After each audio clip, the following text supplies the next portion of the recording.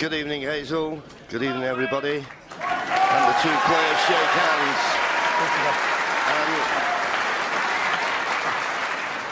Thank you, ladies and gentlemen. Frame 9, Mark Williams to break. And I think if that old phrase, John, form is temporary, class is permanent, then this is the answer to it, this final. Nothing more true, John, than that. Two wonderful players who have got themselves to another world final. Incredible. But then again, when you see what attributes they have, maybe not that incredible. Wonderful match players, great temperaments. I mean, can anybody more laid back than Mark Williams coming into a major final? Incredible. Yeah, he's a one-off, is Mark. Long pot success. Well, John Higgins at 50%.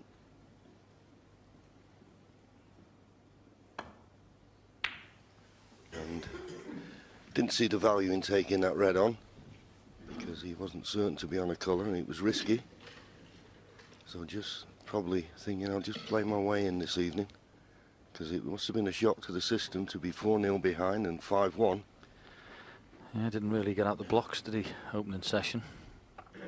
Don't suppose it was being tired or anything. It was just one of those sessions. He just maybe a little bit nervous and didn't really get going. Well,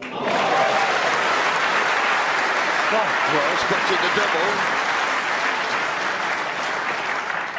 Clever shot, as you'll see with Mark Williams, but this is a tricky black.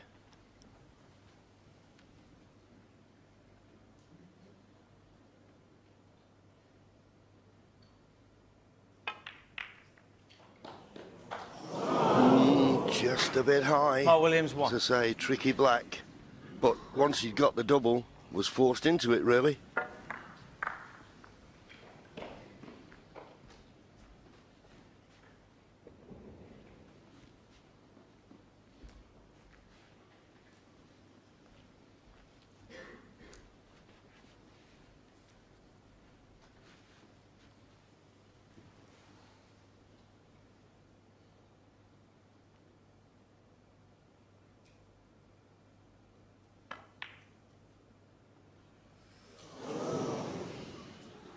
So close. I think John thought it was in for a second. I tell you what, that's a big shot in the frame as well, John, because if that goes in, and you see it just catching the near jaw, he purposely left it on the black where he pot it and go straight into the pack, so that was a huge shot.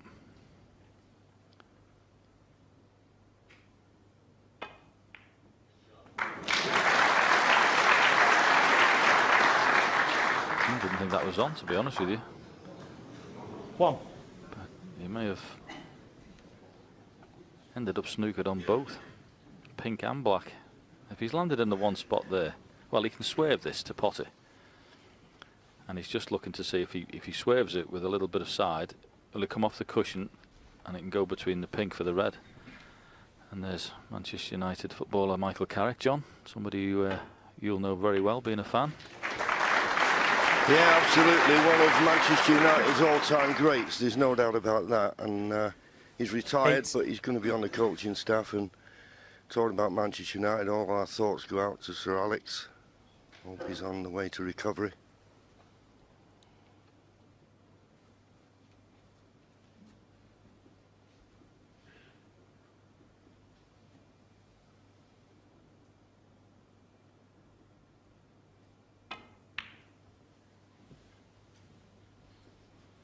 Mark Williams, 8.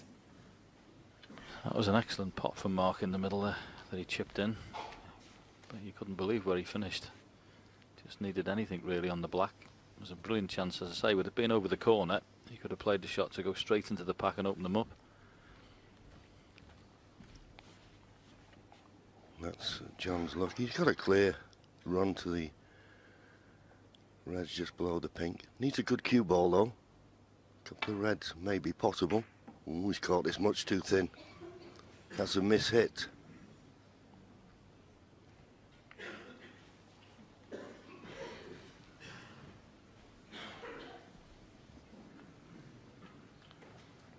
He may have been fortunate as well, because he's left Mark horrible cue in here. Got to be very careful when you follow through. The cue doesn't touch the red.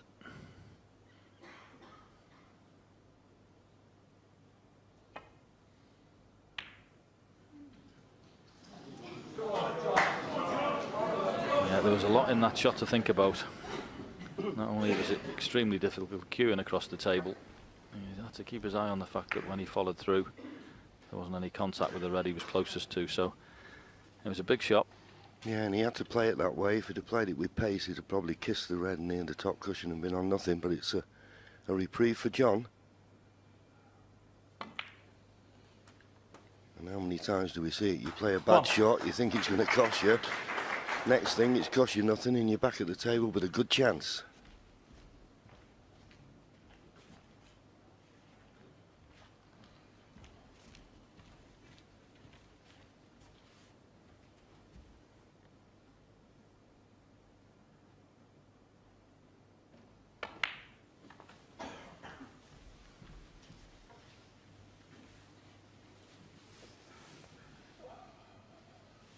Six.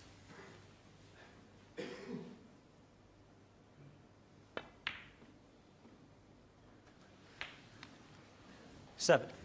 Well, off the jaw. I think he may have missed that at one point. Yeah, it was a type of shot coming off that left-hand jaw as we look. He could have lost the cue ball, but he's okay, nicely on the black.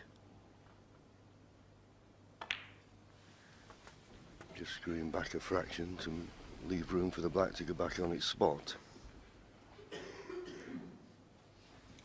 40.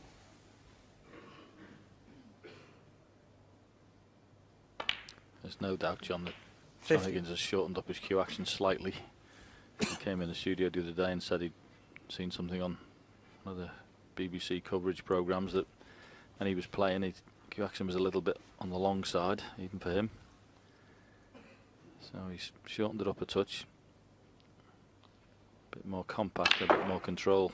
And he certainly started to score when he did it. That's okay, he's got a red to the right middle. 22. Always amazes me with John Higgins, and Stephen Hendry brought it the other day, how far the tip of the cue is from the cue ball when he addresses it. Most players are almost touching the white.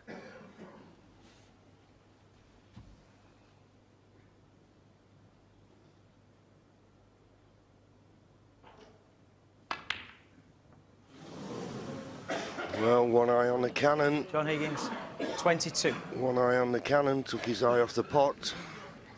But what has he left? First glance, nothing.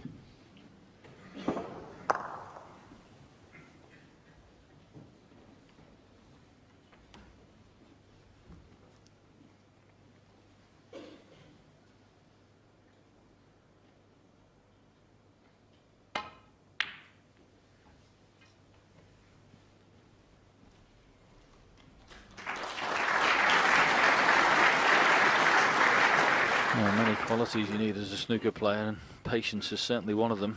Mark Williams has just got to hope for a better opportunity there, and also when John mishit the safety shot and left him pretty awkward. This is a wonderful arena, and the setting, well, we've been here now 41 years and it just never fails to bring out a bit of emotion. He's taking this red on.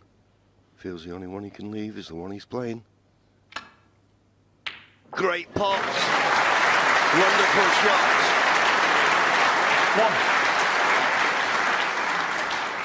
Yeah, can't cue one better than this. And of course, where he's finished on the black is absolutely perfect for a little stun up. Red at the back of the cluster definitely goes. So, from nothing, he's created a chance. That was an excellent opening red.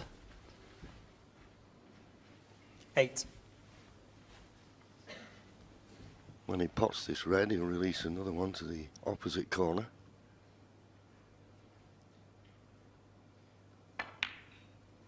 Purposely leaving himself 9. low on the black. He's got an angle to go into them. But if he just played a cannon on the loose red, that's to the left of him, he'd have a red to the opposite corners of the black. Depends how he feels, whether he feels as though he can guarantee the cannon on the loose red.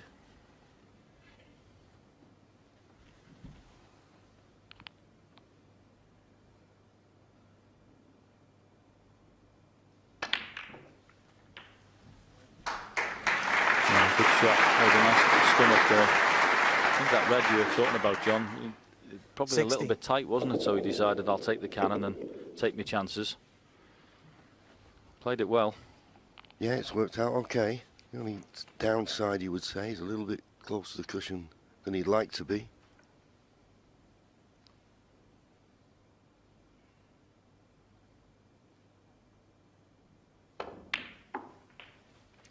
But that was a good 70. shot.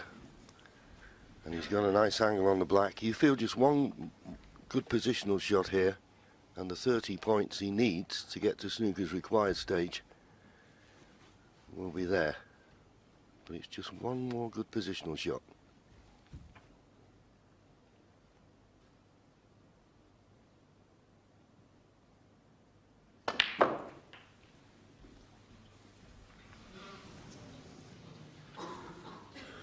And he hasn't played it. 24. I think he was trying to stun up the other side of the reds there. Just got into the cue ball a bit much. Trying to play for the red in the opposite corner, but got into the white a little bit too effectively. And now it's just a safety. So he's got a 40, he's got, well, I should say 35-point lead, but he's had 3 chances already in the frame. Not really put it to bed yet. It should be a little bit worrying.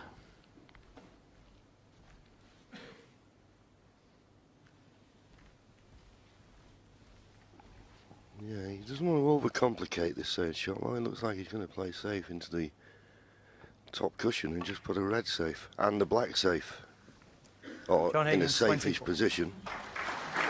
So always thinking not to put the disappointment of the poor positional shot behind him, but this frame's still well and truly on. Yeah, he sacrificed there. More or less would have known he could be in trouble. And Mark Williams hasn't quite got enough on the cue ball, but there was a chance there he could have been right behind the brown. John still thought it was worth playing to try and get the black safe.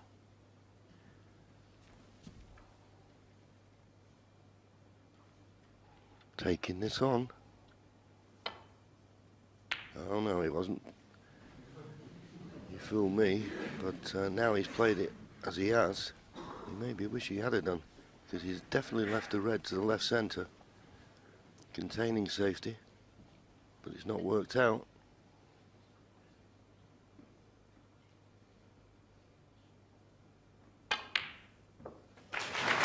There's a brilliant pass in the middle pocket.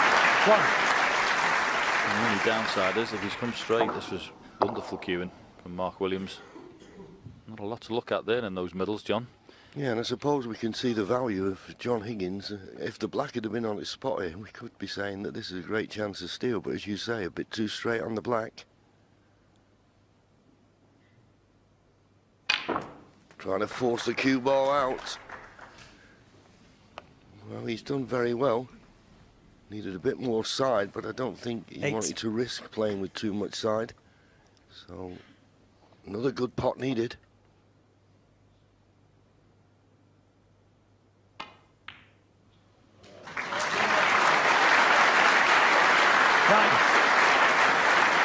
Good pot played. Excellent. And this is a really dangerous table now for John Higgins. Yes, I know there's lots of pressure on it, and we see these players are that good, we think they're going to clear up every time, but this is a very dangerous board for him at the minute. 30. The reds are all in the open, with the exception of those 2, which will easily come out with a cannon somewhere along the line.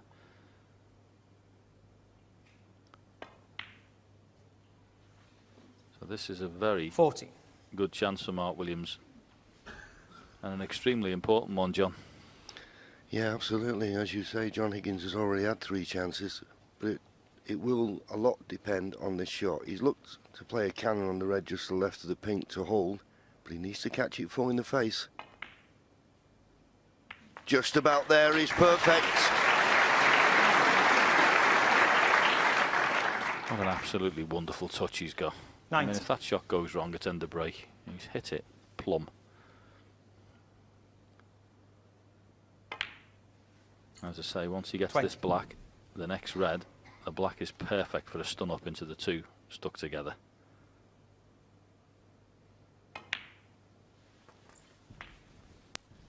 Although he wasn't expecting that big bounce off the cushion.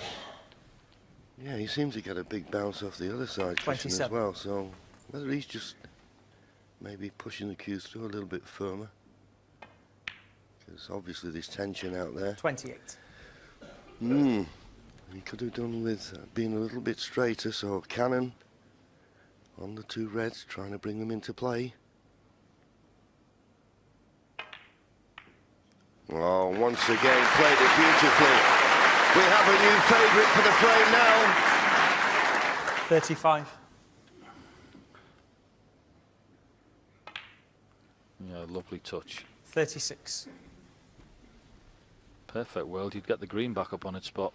Make it easier. And I think that's what he played for, John, and he's just under-hit it.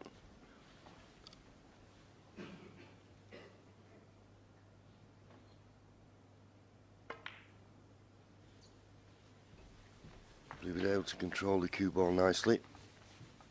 Now 2 points ahead. 39.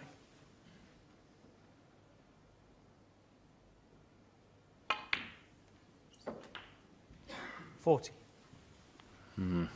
have done a tiny bit more on the cue ball there. He's got a little bit too much of an angle. Don't think he can drop the blue in without getting the cannon on the yellow. It's very close. He just plays the drop in. If he can, that's what he'll play. Yeah, because it looks like the yellow will pass the brown into the far right corner. It's all about line and length. Good line. Perfect length.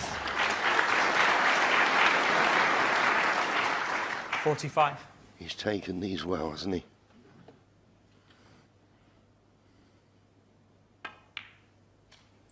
This is absolutely 47. vintage Mark Williams. This is what he's always been exceptional at, John, when he was winning tournaments. Yeah, and he'll be a little bit disappointed there. He let that cue ball run through a couple of inches. John Higgins will be there wondering about the chance he's missed. Mark Williams needs green, brown and blue to take the first frame of this second session. But he's okay 50. now. Yeah, and even that was a better shot than it looked when you got that extension on the NDQ with the extra weight. Very easy to get into that cue ball too much and screw back. But he played it beautifully.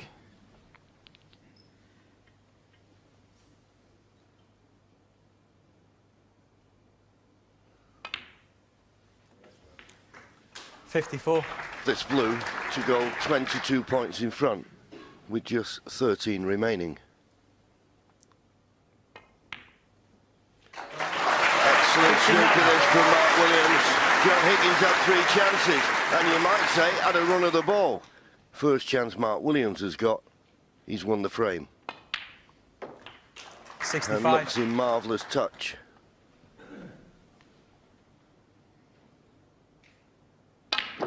Good start from Mark Williams.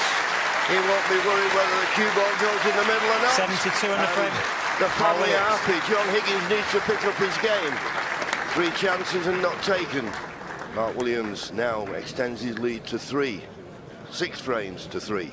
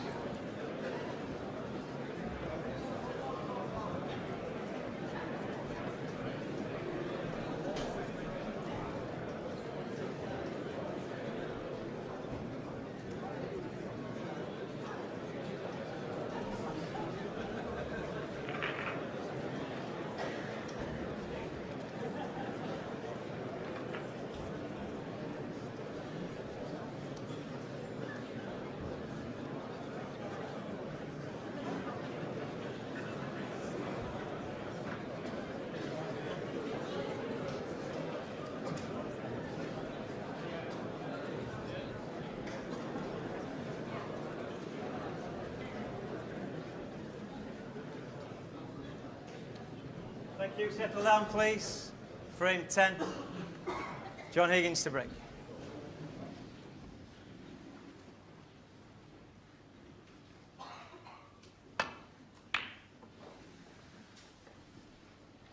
Just a reminder, there's going to be 9 frames played in this session.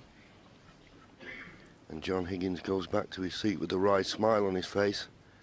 That's not a good break-off shot. Just not found his touch yet.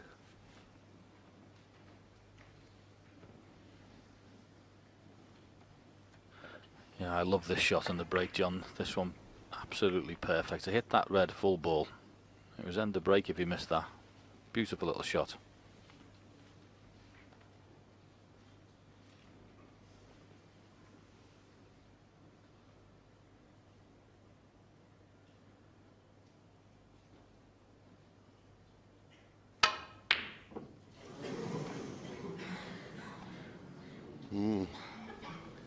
Took the harder shot, or the harder pot if you like. But can John Higgins get past the blue? The way he's looking, I think he can. He's coming down to see the availability. Well, can he? On our virtual look, it seems as though he can't. He's having to play a little bit of swerve. This is missable. Well, that was missable. He'd be relieved to see the cue ball nestling into the cluster. Yeah, you had to play that slower than that, didn't you? Once you hit it that hard, the swerve wasn't going to come back. See, the cue ball goes out, not enough time for it to swerve back in. I'm very fortunate to stick in the side of the pack.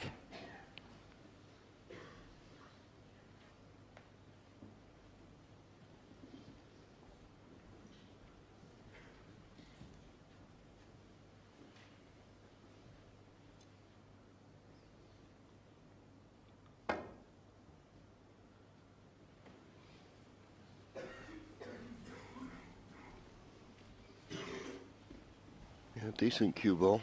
Now this will be a test for John, because a couple of safety shots he played in the first frame of this session, he caught them much too thin, didn't really hit them.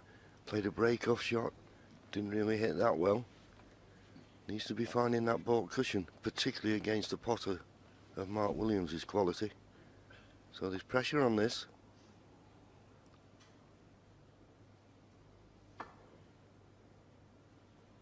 That's why, once again, he played it containing, but he's not hit it right at all.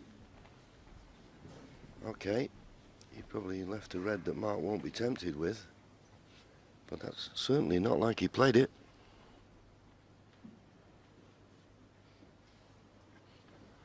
Well, this is brave. This is a horrible shot. Cut back in the corner, no idea where the cue ball's going, and you need to cue it well off the cushion.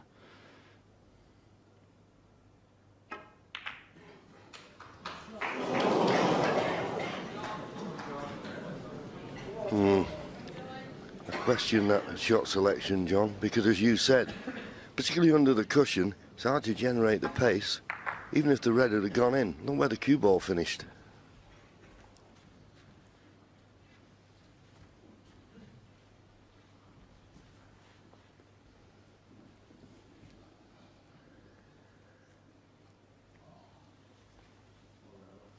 Can't get to the one that's just away from the pocket. I'm going to play this one near the top cushion, hoping to go up for the blue probably, or pink. And it went. I was about to say, John, it was right touching the cushion. That it needed putting. It looked easy at first glance, but it was very close to the cushion. That, and it just about wobbled in. Sounds ridiculous that you could miss one of those, somebody of John's capabilities, but they can be missed.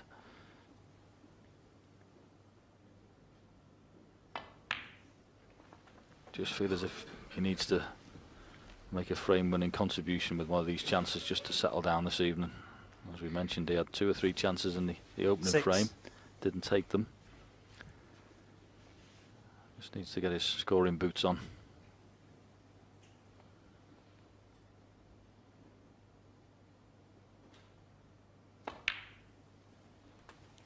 Seven.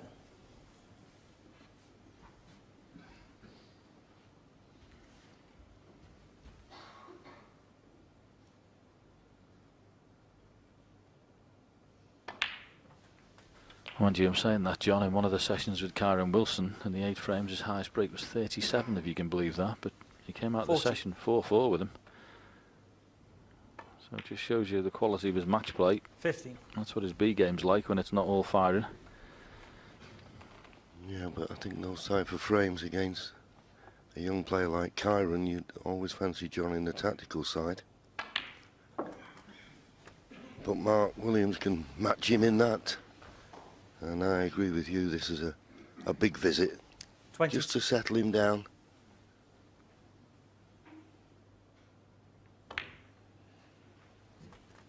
$23. The 2 reds adjacent to the left corner pocket, I think. Well, at least one goes, so he could stun up for one of those here.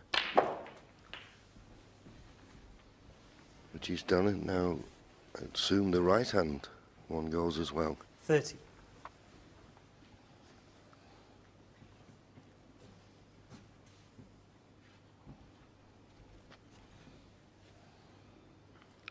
Yeah, this is a really quite a nice chance because he's got obviously 2 or 3 loose reds, but he's also got a lovely cluster. 31. The 3 next to the pink. If he gets on the blue at one point, or indeed off the pink, he can split those up.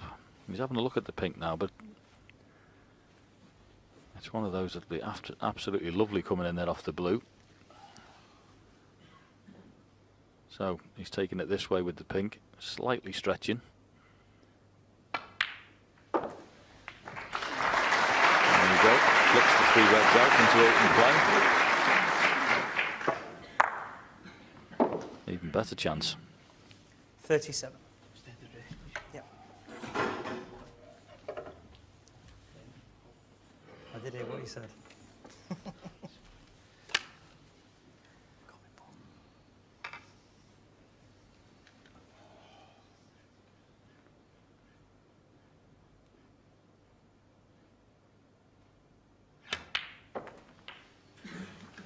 Thanks. 38. Now, what sort of an angle has he got on this black? He doesn't have to play any more cannons.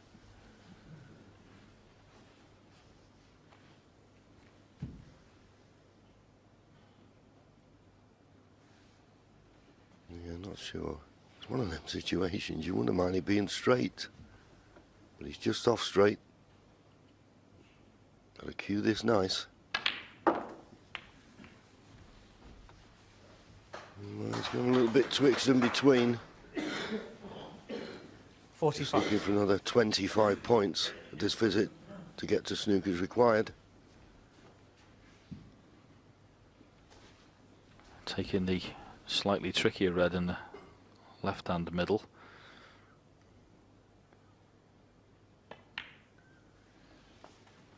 Couldn't really generate any pace. It was such a tricky pot, that.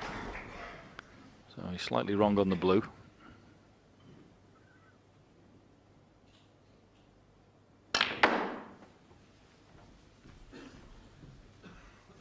Is the cue ball going to pull up? Well, applause, but it's a bit 51. further down the table than he wanted. He may still have a pot on, but it's not as easy as he was looking for.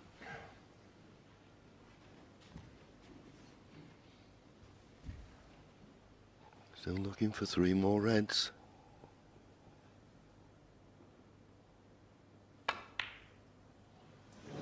No, it was tricky, that. John Higgins, 51.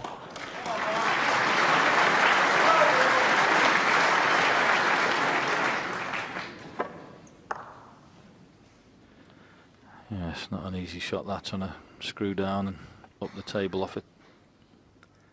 Shot before was the one that was the costly one. And a big area really off the blue for John to play into.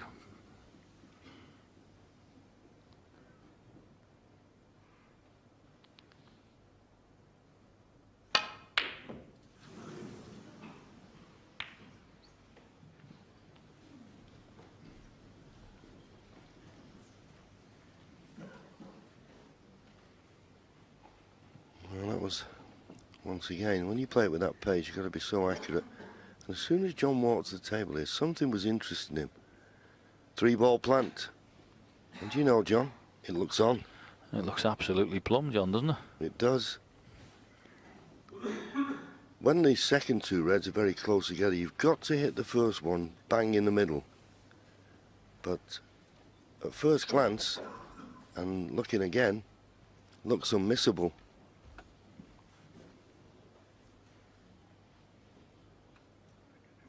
Well, I'd be amazed if he doesn't take it.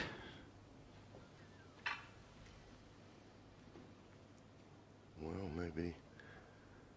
Well, they say the camera never lies, but... The only thing I can think of is the second red in the line of three is just on the other one, touching the other one. Maybe he thinks that's the problem. Yeah, maybe. Well, Mark's having a look at it. And I think Mark would be of the opinion that it could be, so he won't be leaving John a chance of possibly playing the plant from the balk end.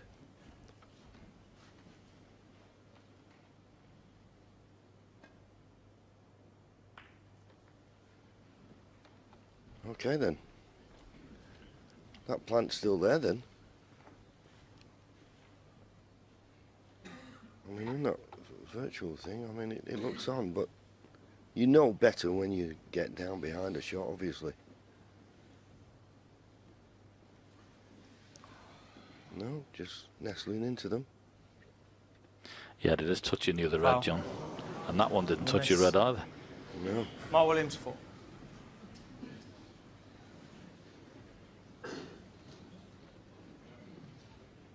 Yeah, it is. He's not asking the referee to replace it, is he?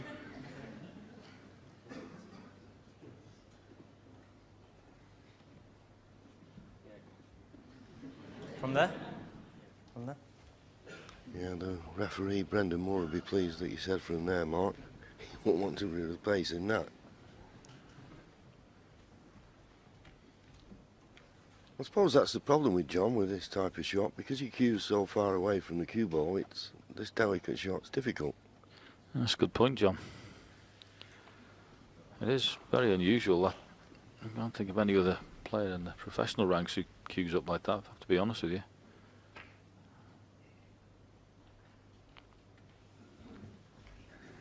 Well, that's opened the reds up. Mark Williams hoping to get the next chance. You feel if John Higgins gets it, he'll be frame over. And possibility of cutting this red to the right middle.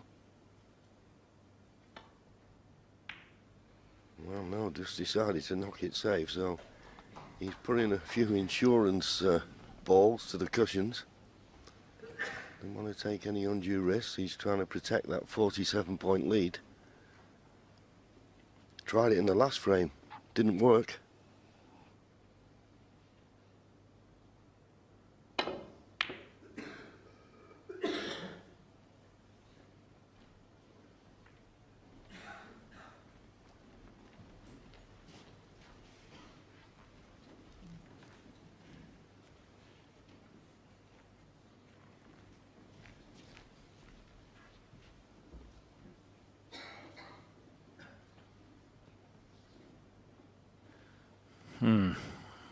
That red that's in the balk area that John's ignoring. It's going to play some part in this shot, because if John Higgins thinks he's found a shot to nothing somewhere, or he's having a look now, I wonder what shot he's come up with there. Yeah, there's that red that's just up and to the right of the black. Only problem is you've got to be careful he doesn't run into the red near the left-hand side cushion. Well, he's avoided that, but by playing it that way, well, he's left the red he played. Not striking the ball well so far this evening. Well, it's also a bit strange, John, isn't it? Because he's played the shot before to put a red on the cushion to try and keep it as tight as possible, and then follows it with that shot. It's not like John at all, that one. One. Anyway, it's gone. Left by your decisions. If Mark Williams can, after potting his excellent red, can knock the blue in, big chance certainly to get back in the frame.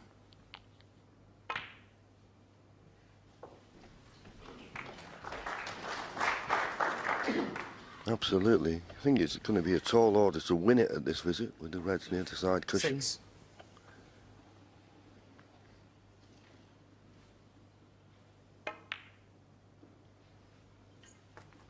Seven.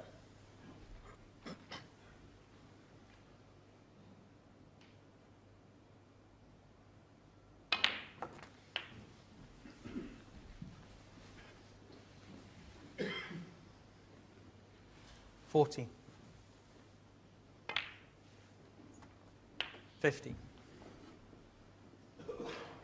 Right, he's hitting the ball this evening, Mark Williams. It really is just like him at his best. Floats around the snooker table like nobody else. 22. Economy of effort with the cue ball. Doesn't hit anything hard.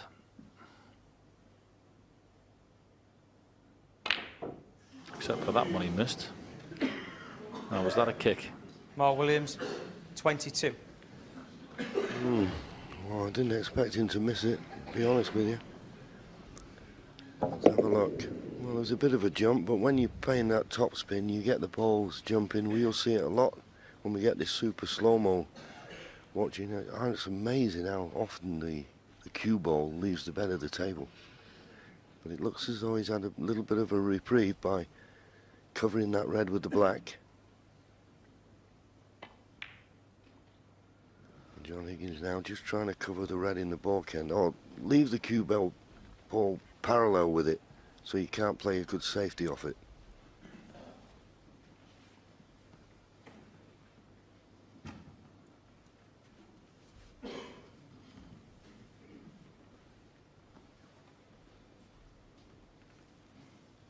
This was the shot before. Yeah, you see where the cue ball stopped on impact.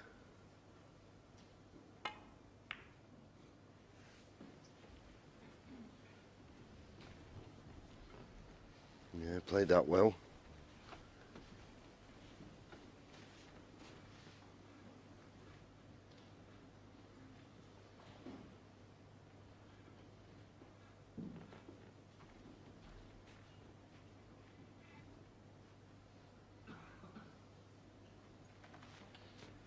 Yeah, just a clever little shot from Mark there. Just chipped the red cue ball opposite so he couldn't see it, the one in the baulk area. John may be forced into a pot here.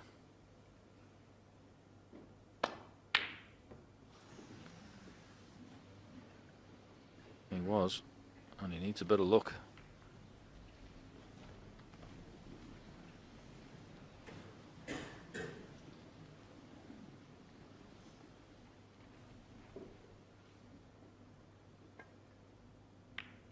Yeah, the brown was blocking the pocket for the pot, so John was a little bit fortunate.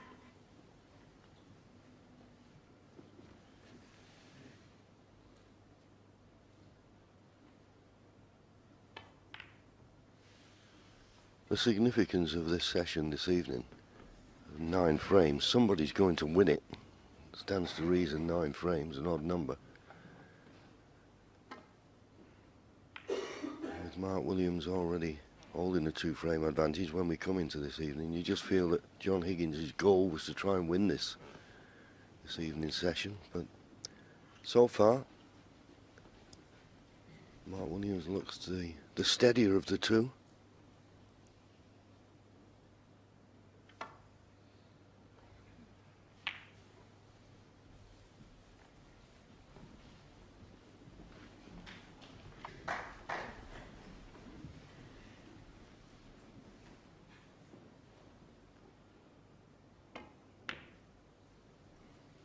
Well, if I said in the last frame that it was ripe for a clearance, this one definitely isn't.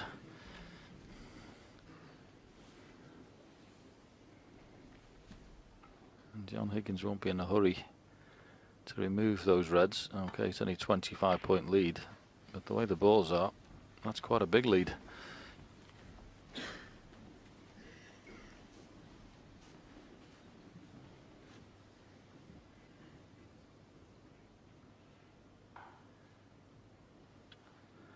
This will most definitely be the longest frame of the match so far. 21 minutes in frame 2 is the longest frame they've played, so that'll be going past that in a minute.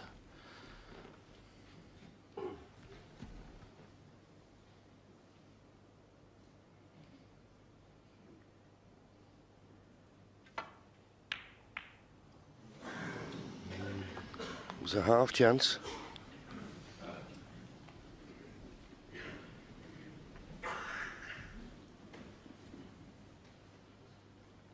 Mark may consider this red worth taking on. The only red he could leave is the one he's playing. But both players at the moment got a touch of the nearlies.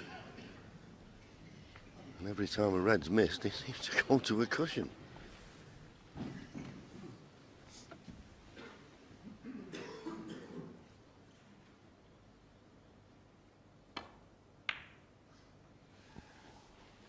This is a bit loose.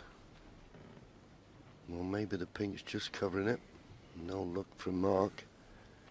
So just intent on getting this red away from the cushion. Possible double. Treble. Oh! Where did the cue ball nearly go?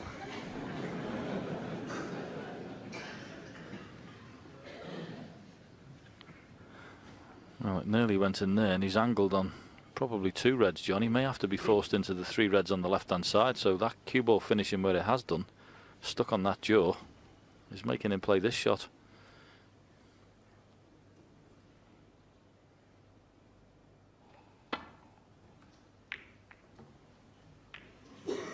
Well, that was what Dennis Taylor said, the dreaded double kiss, but that's a good double kiss.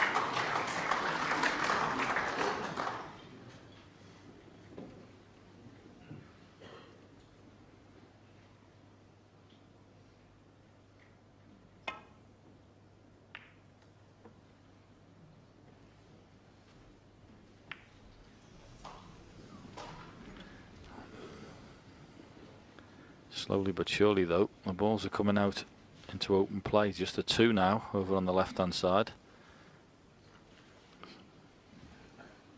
So Mark Williams showing all the patience. He was quite happy before just to chip the balls on the cushion himself, despite being behind.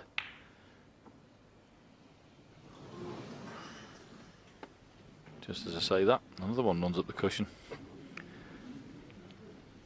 Yeah, but once again, it was a half chance from John Higgins that he didn't really get close to.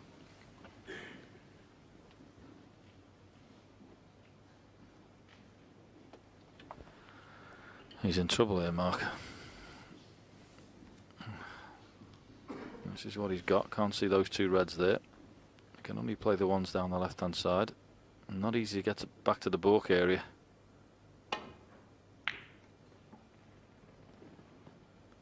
Unless you play it with a loaded check side and hit it that well.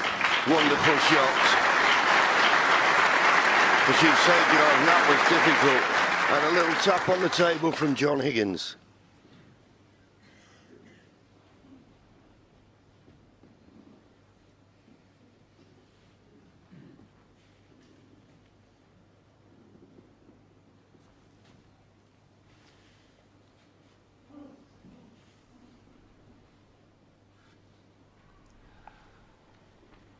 Just coming up to 24 minutes and can't see an end in sight.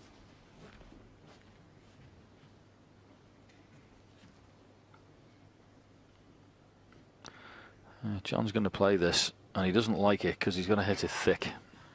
He's got to hit it thick to have a go at the pot and to avoid the red on the right-hand side. The 2 reds that are to the right of the black, he's got to avoid the right-hand side one. Brilliant. Oh. Fabulous pot. Williams 4. Yeah, and of course he always knew the cue ball was going close to the opposite corner.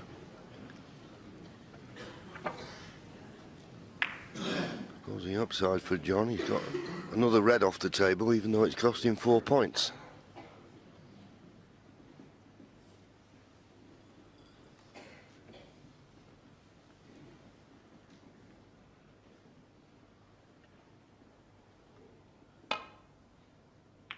Saw the scoreboard there. Mark Williams has got to get the next chance, you feel. If John Higgins gets it, he'll win the frame.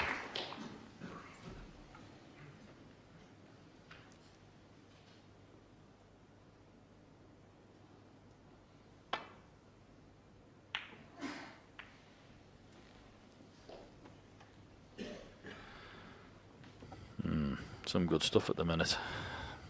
Mark's trying to get the balls into play and trap John. John's having none of it. He certainly won't be moving the 2 reds on the left-hand side cushion, that's for sure. 3 reds on the left-hand side cushion. It's an excellent reply from Mark Williams. Really good tactical stuff from 2 masters. Yes, he can clearly get through to the reds on the left, but he's swerving around the yellow to hit this red. Don't want to bring one of those reds away from the cushion. Control swerve. But he'll have left this on. But look at the table. You can't fancy Mark Williams winning the frame at this visit.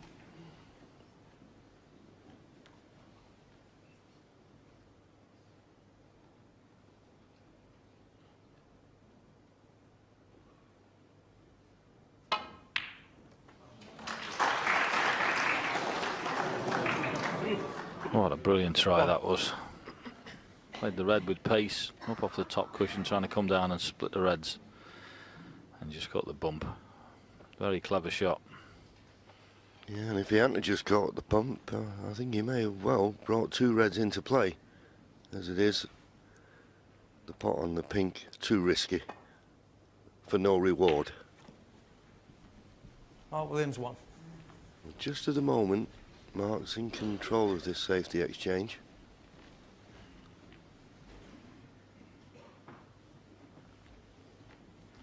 $20 points ahead, John Higgins, 51 remaining.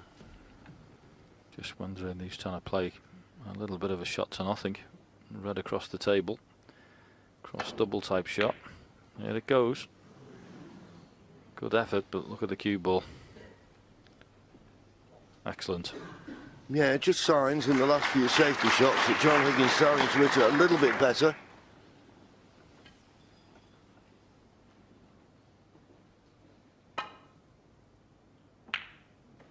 Where's the cue ball going?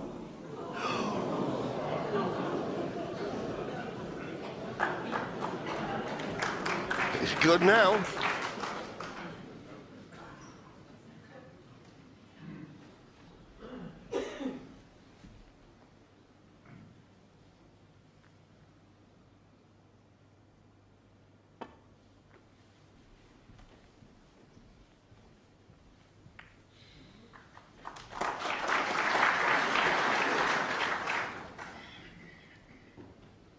Don't think he'll take the chance of moving the reds away here, Mark. Well, he did. He could play it. So there's 2 back in play out of the 3. And the one that's on the left-hand cushion for a left-hander isn't terrible. Yes, it's in an awkward position for potting, but it's a lot better when you're left-handed. So from looking totally unpromising this frame, if Mark Williams gets the next chance, it is a chance. I think if that red wasn't on the left-hand side cushion, John Higgins may be tempted to play the pot here, but if he missed it, he could knock that red away from the cushion. This is pacey. In and out of balk. So Mark Williams is going to get that half chance, but good pot needed.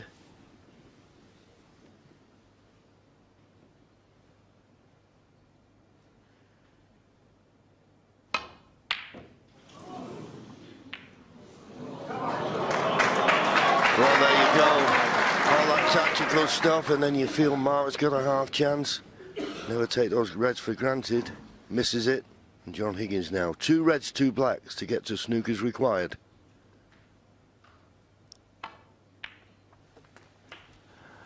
Yep. 1. He'll be more than a little disappointed there, Mark Williams. He worked very, very hard to get that opportunity. Some tremendous tactical play. The balls were awkward. And he finally was presented with his chance. It wasn't easy, but he'll be kicking himself he didn't take it there. Looked like he had absolutely no chance of winning that frame. No, half an hour of determined effort from Mark Williams, but if John Higgins can pot this red and another black, he'll go 36 points in front with just 35 remaining.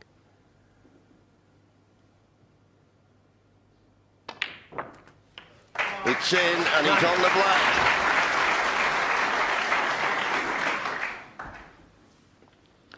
Yes, and I'll be concentrating like mad to get right behind this red. It's only one snooker at this level, and that isn't a great deal.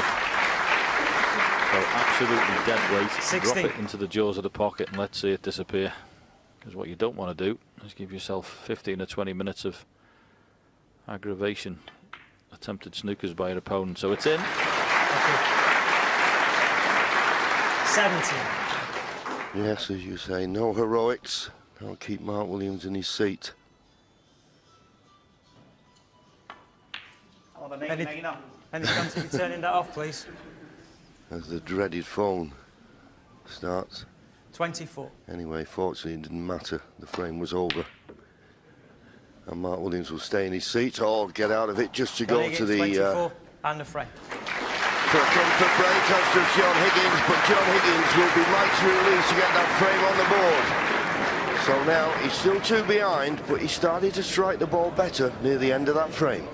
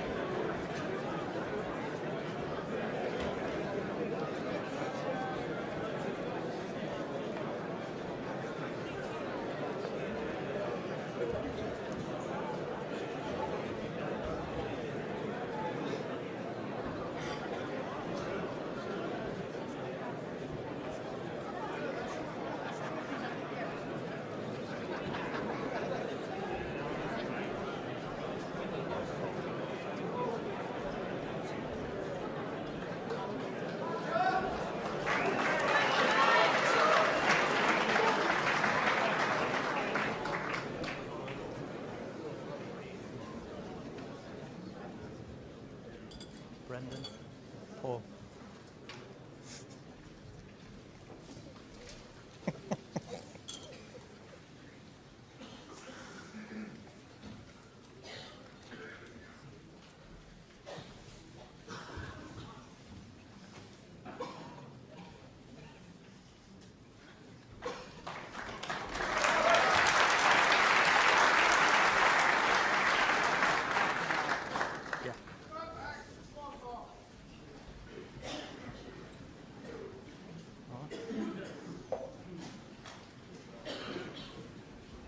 Thank you, frame 11.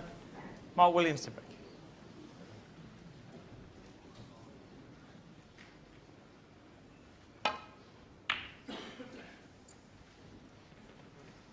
Frame 11 underway.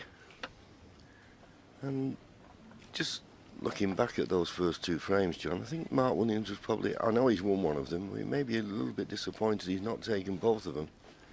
Yeah, he certainly created a chance in the last frame from, well, a pretty forlorn position. As I say, the balls were horrendously awkward, weren't they, on the cushions, but he just showed tremendous patience and tactical acumen just to get himself a chance near the end. He didn't take it. It was a pot that he missed, but the stuff that he played to create that chance was fantastic. Yeah, the trademark long pot, we're used to him knocking in. He didn't. And he'll be slightly kicking himself about not taking that chance.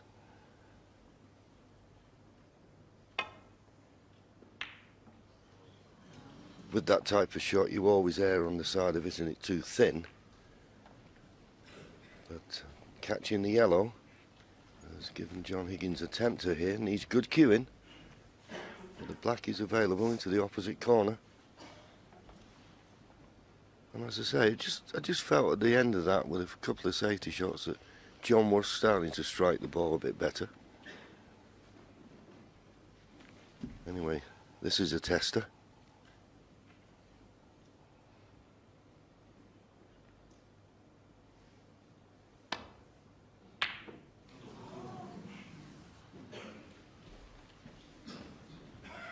Played it in such a way that thought the only red he could leave was the one he was playing, and he was right.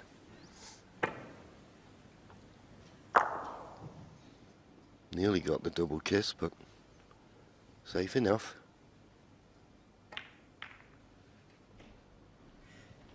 Not much Mark could do there. And the problem here is that red on the balk line. No real telling safety in the balk end at the moment.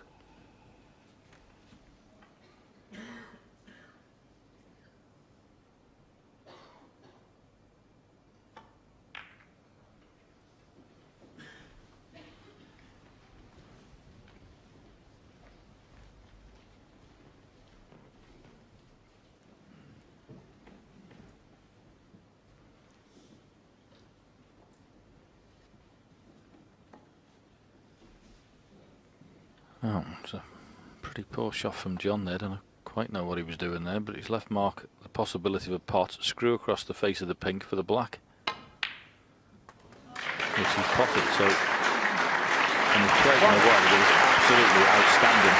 How many players would have played it like that? That is wonderful. A very strange shot from John Higgins, the last one.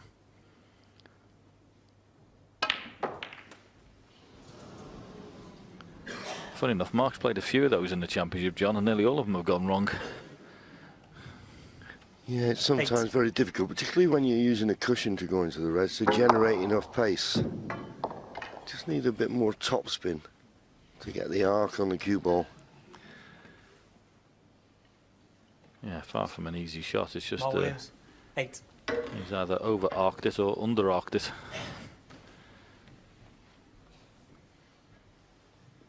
Anyway, it was not really a brilliant chance, even though the opening red was fantastic.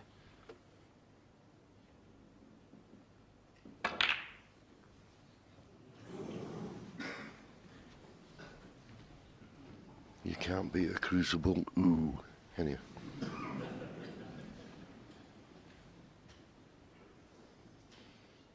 Got a good cue ball though, did John? Yeah, I don't know about you, John, I used to hate these frames. Yeah. I don't think any player particularly likes them. Mainly because when the first chance comes, all the reds will be in the open, so whoever gets the first chance, well, you think is going to win it, and it's whoever's brave enough to go for a pot that might be left. I mean, the red on the right-hand side of the table, John Higgins wouldn't normally be tempted by the double, but he can't get the cue ball into a safe place. He's looking to leave this cue ball tight to the top cushion. Just restricts what Mark Williams can do. Yeah, it's all part and parcel of the game, John, isn't it? You're going to get some of these when you play them, but it's just that you just know that they're just bitty, horrible frames until someone gets a chance. And whoever gets that chance, invariably, it will be a very good one. Just wondering whether he might be tempted by the double now, if he can get the cue ball back to a safe place, but not even the thought of it. Just content to find his top cushion. Tighter the better. Well, this time he's trying to get a snooker behind the black, but that wasn't one of his best.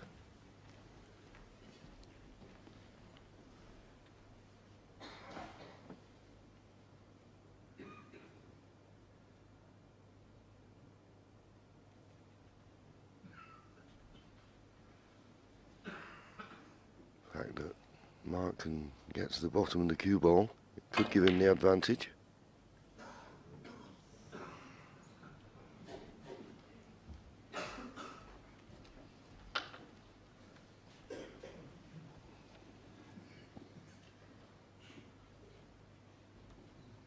Yeah, there are very, very few players on the circuit who can go toe-to-toe in the tactical department with John Higgins.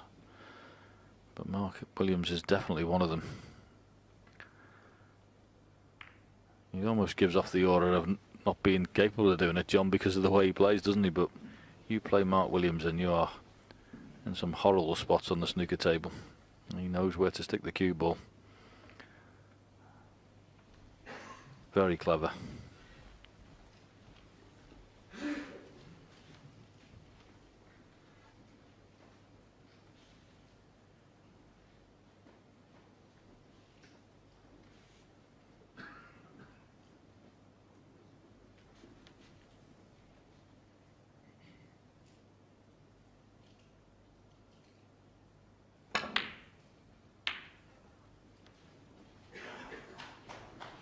Yeah, that was a clever shot. Purposely playing that red full into the face of the brown to keep it at the other end of the table.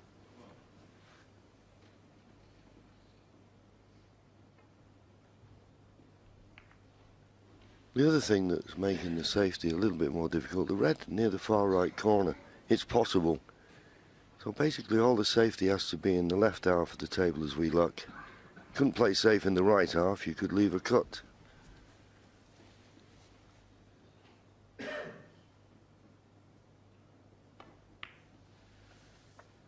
And it's also stopping somebody having to go at a double for exactly the same reason. Absolutely.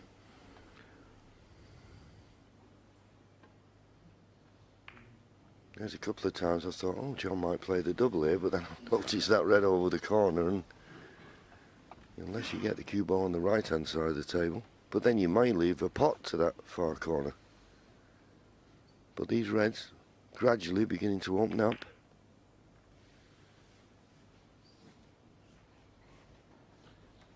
Excellent cue ball. Oh, that's better. Tighter you can get that white to the top cushion, least amount of shots your opponent can play and reply. Can't get the cue up in the air and jack down and play a shot where he brings it. I mean, see Mark's face there, little nod, appreciation.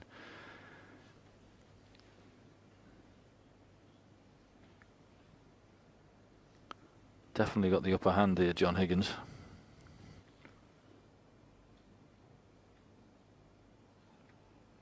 Was he taking this on?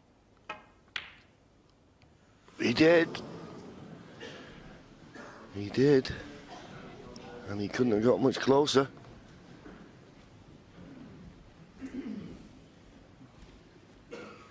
Ooh, it nearly dropped. A bit slower. Gravity may have pulled it in.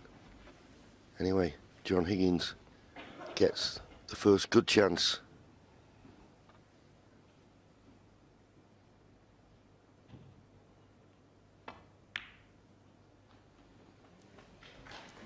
One.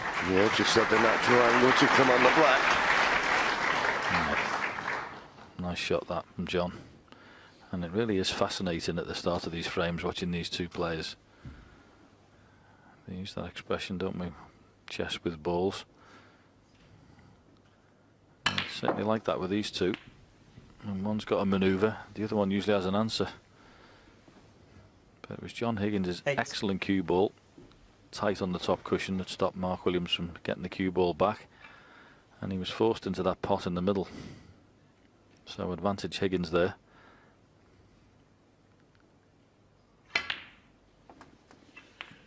Thanks. 9. Played for the brown in the middle, but he's overscrewed it. He wanted to be straightish on this brown.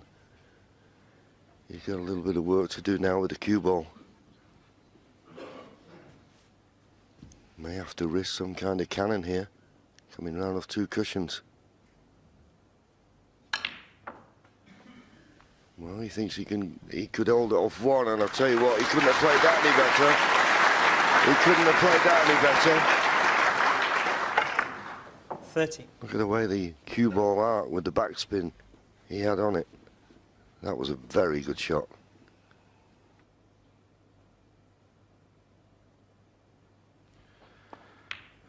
And even better, John, the angle he finished on the red, isn't it? Just to run through. Because the blue's pretty tricky with that red next to it. Maybe not pot at all. So he had to get position on the black there. Yeah, I don't think he has to play a cannon here. There's a little cluster of three, and I think the one that's sort of low will go to the same pocket as the black. That's the one he's played on. Needs a bounce. Doesn't want to be hampered by the red near the cushion. Yeah, I'm back to the question on the blue now. Can he run through this and get for the black? Probably. Because if he can't, that's the shot he'll play. And he could. 22. Yeah, and not only did he nudge the reds, he's opened them up. He's now got a 14-point lead. Wouldn't say the frame's at his mercy, because we're playing in the final of the World Championship. But it's a great chance. 29.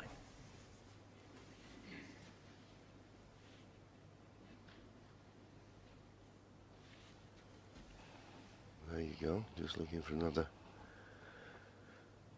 41 points from this position. When he clears the reds at this end that are in the open, he's still got that one over the far right corner.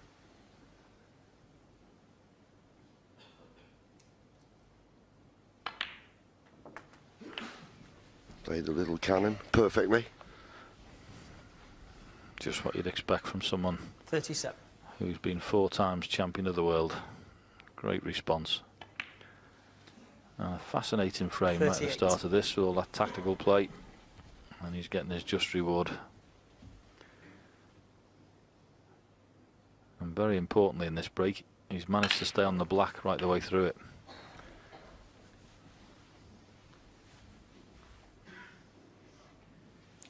Doesn't have to get involved going up the table towards the blue, which is slightly hampered by that loose red.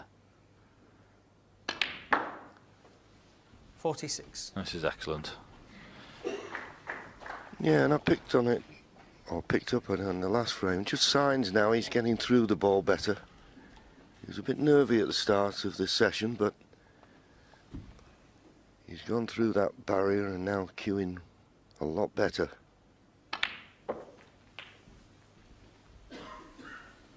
.45 points the lead. In an ideal 53. world, he'd like to have an angle on this red and go up the table for the pink.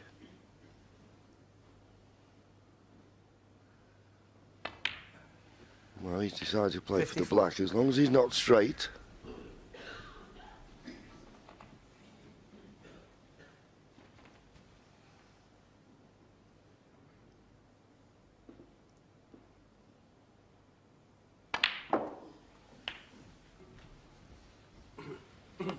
Yeah, it's easy to forget as well, John, in these long matches, isn't it? The fact that he was actually 4-0 down in this 61. match as well, so pulling back to 6-5. He'll be delighted. Oh, he's been under it from the start of the match, hasn't he? 4-0, 5-1. 62. So he pots the pink. And he'll go 60 points in front with 67 remaining. So just one red required after the pink.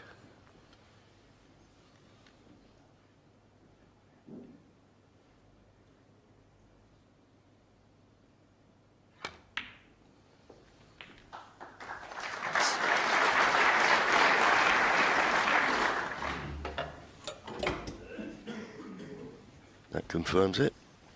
This red, and Mark Williams will need a 68. snooker.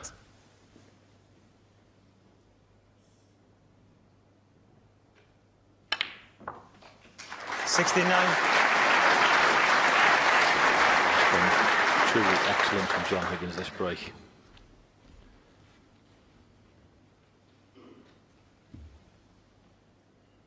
Lovely cue ball control. Perfect position around the black spot.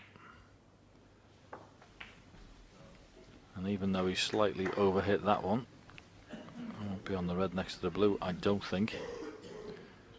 Or is he? 72. Now a little swerve required. No problem. 73. Yes, and that'll keep Mark Williams in his seat.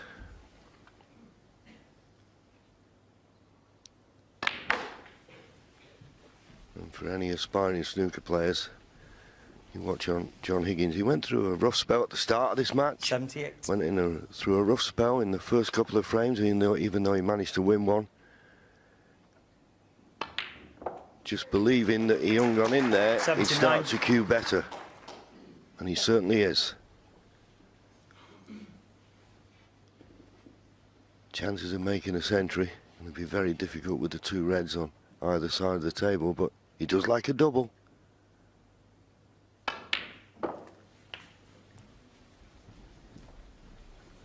And that's what he's going to play here. 85. He does like a double. 86.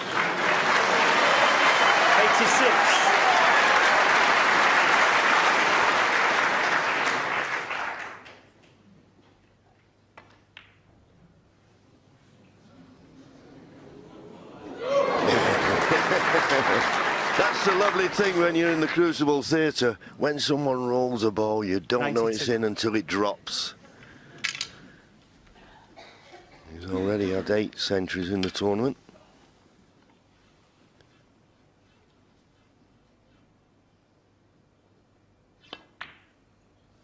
And there have been 79. So could this be the 80th? Is the record of 86 going to be beaten this year?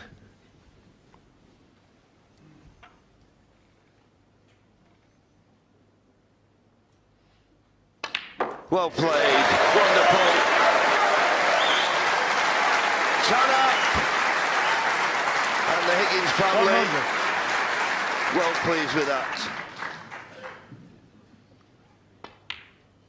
And you can be a lot of things in this game, John. You can be a great pot of break builder, but you need a big heart and battling qualities, which John Higgins has shown here. Yep, you need a lot of ingredients in the recipe of being a top-class snooker player, John. And he's got all the ingredients. Every one of them.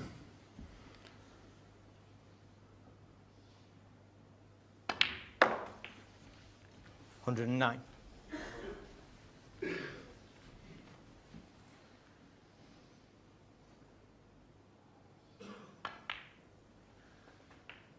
$140.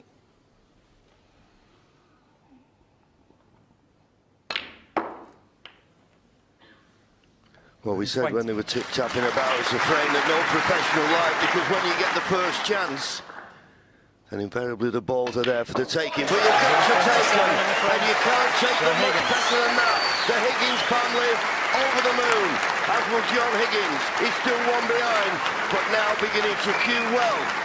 Mark Williams leads 6-5.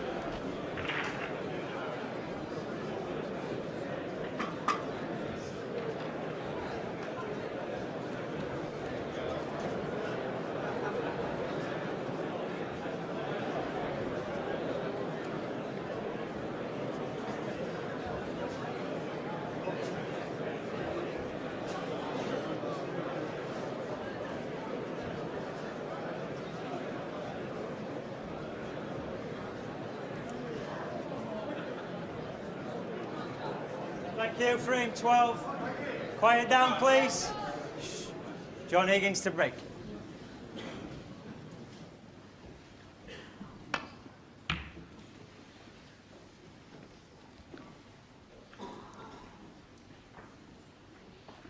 Just a bit pacey on the break-off shot there. But I think the yellow may have come to the rescue for the reds on the left-hand side of the table.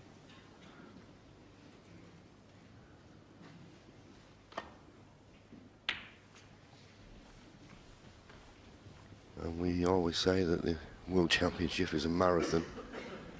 This is Mark Williams' 100th frame of the championship so far. On the other hand, John Higgins has had 98. Not a lot of difference. Should be warmed up by now then.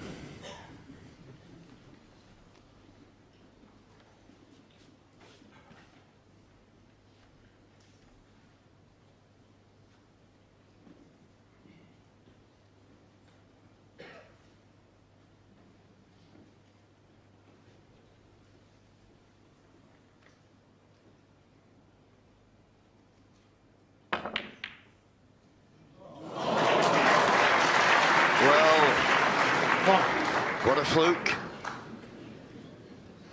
Now he's missed a couple of these cutback blacks. He's taking this one on.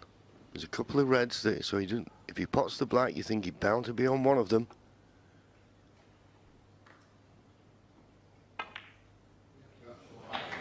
Played it well. If you get a bit of luck, take advantage of it, because it could always go the other way. 8.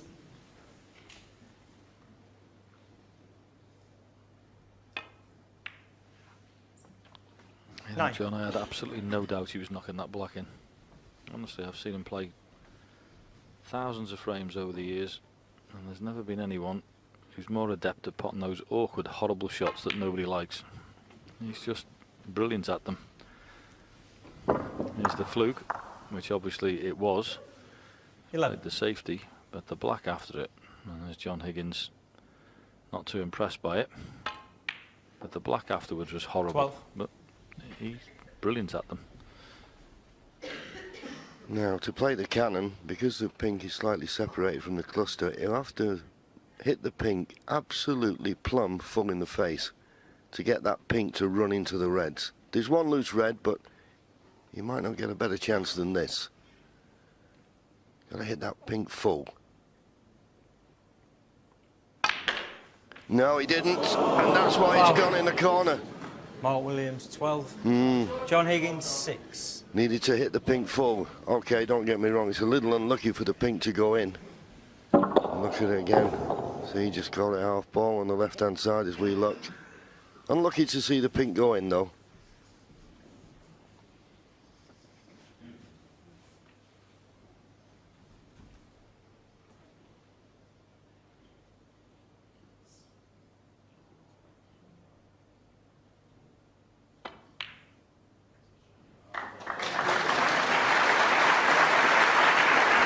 Another excellent pot from John. Does seem to be coming to the boil now. Well, will we play the same shot, do you think, John? He's looking at it once again, because the pink's slightly separated, but he can play it slightly differently. He can play it a bit gentler and play half ball on the pink and the red just left of the pink. He'd still be on one to the corner, but does he go all out full-blooded? Looks like it.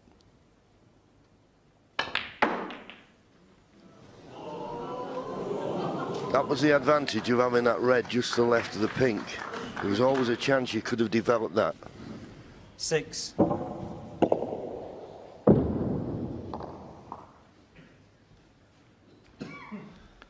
he's on this red. It's finished on the left-hand side cushion, but it's mighty thin.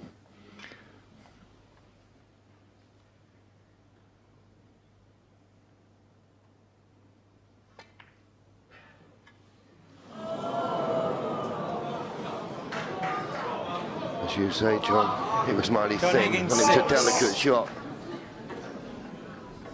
Settle down, please, thank you. The way John Higgins' face looked, he just caught that jaw, didn't it?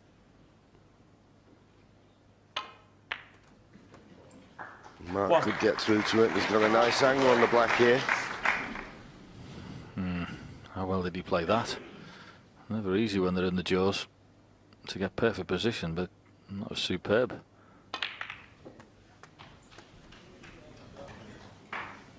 Well, under normal circumstances, you say maybe he's a little bit unlucky there. They stuck 8. on him, but the red he's got to the left corner. We may be able to get one to the right middle. The right corner. Oh, well, the one to the right middle shouldn't cause him a problem.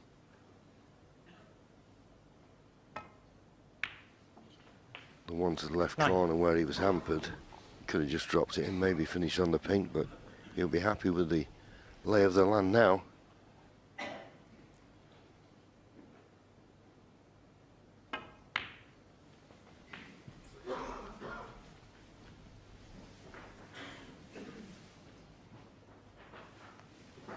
$40.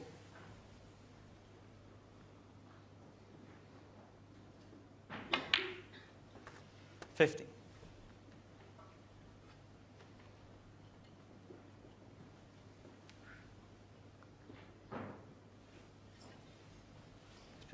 Yeah, that's twice now, and referee Brendan Moore has just said, just give me a second, because there's some noise coming from backstage. Don't know where from.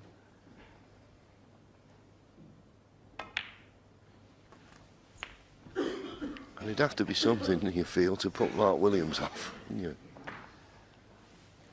Anyway, 22. Found the gap nicely. Perfect on this red. 23. And if none of those reds go, that little cluster of 5 would play a cannon, but I don't see the value in doing it now. It could go wrong.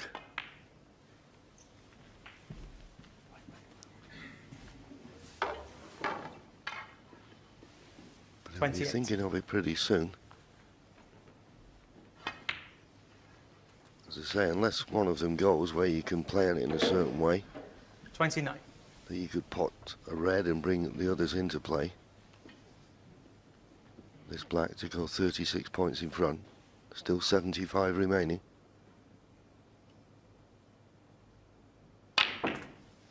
Played the cannon that time.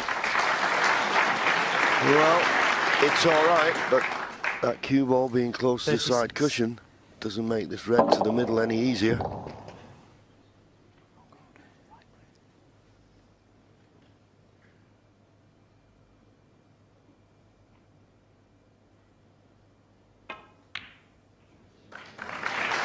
Excellent again. 37. He's lost the cue ball, and that was a tricky enough pot. And where the reds are, stuck behind the brown. Good luck with this one, John. Mark Williams, 37. If he hits one here and gets this safe, he'll be over the moon.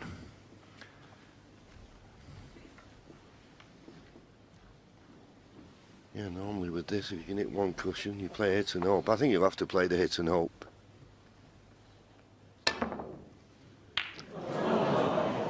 Foul, miss. Now, Mark Williams, 7. here's a question now for Mark. Although he'll take this red on, a potter of his stature. He's not going to have these replaced. And this is a chance to win the frame now.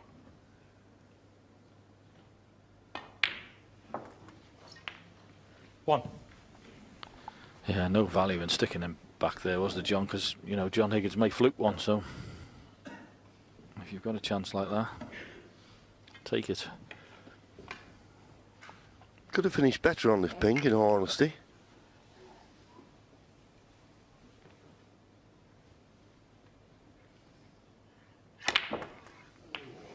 But played that well, using the rest. And this red, just this red, will put in 52 points in front with just 51 remaining. And he'll restore his 2-frame advantage going into the mid-session interval.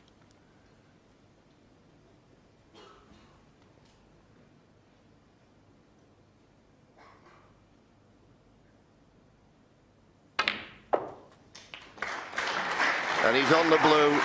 8. Just. And he knows that if he makes certain of the colour, and John Higgins won't come back, but at the moment, just one snooker needed. Mark will be well aware of how good John Higgins can be at playing snooker, so make certain of the blue. And he did, and he's going to be on the red below the pink. I'll Tell you what, John, these two are saving up some 30. final, aren't they? They are, and as we saw at the start of this frame, that little run of the ball is going to make all the difference. You feel in some of the frames. That was an outrageous fluke 40. that Mark got. But as I say, you've got to take advantage of them.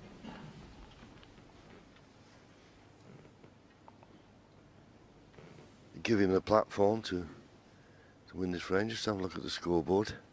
Pots the pink. There'll be no way that John Higgins will come back to the table.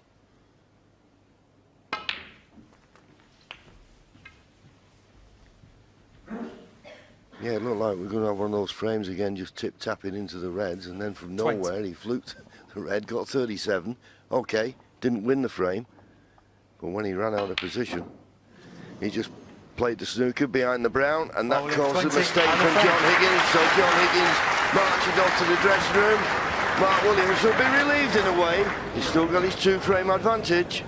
This time, it's 7-5.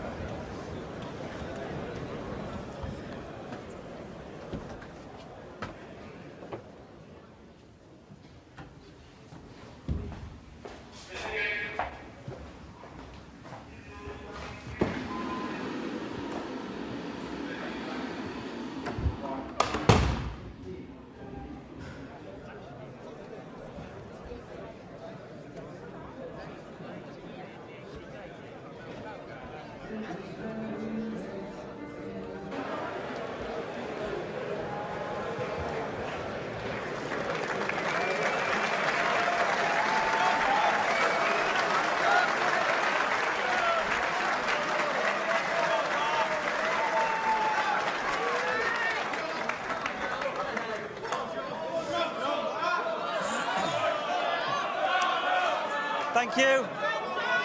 Thank you. Quiet down now, please. Frame 13. Mark Williams. Thank you, Hazel. Yeah, Crucible Cameras family. down now, please. And we very much appreciate their support and dedication to the game that we love. Absolutely, John.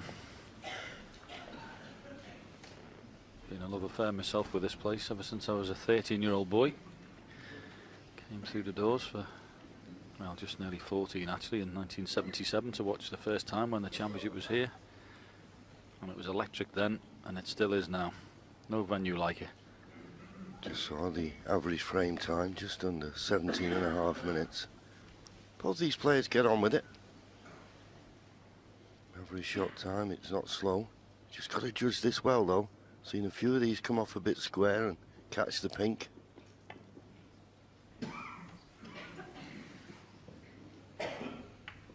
It's in that red full, made certain it was safe. Touching ball, is it, referee?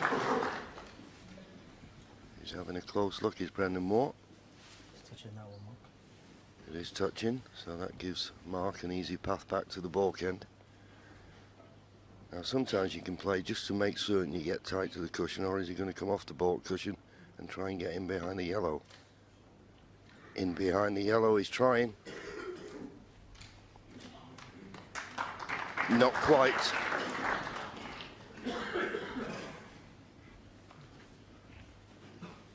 Not left a pot on, but I think John can get through to this red to play the containing safety.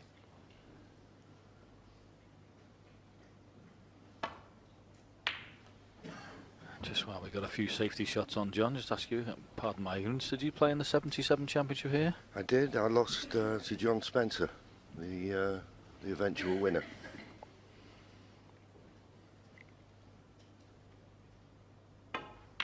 And were you a big fan of the venue straight away, were you? Well, the first thing that was a real shock to us was starting playing at 10:30 in the morning.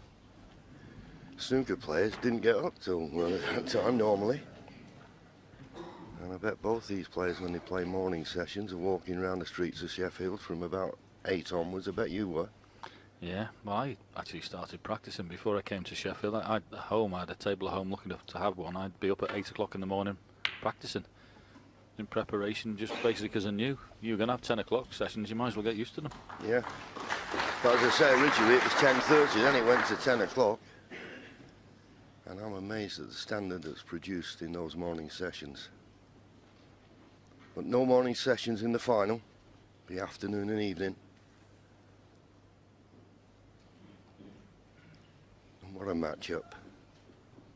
Two of that great class of 92 here.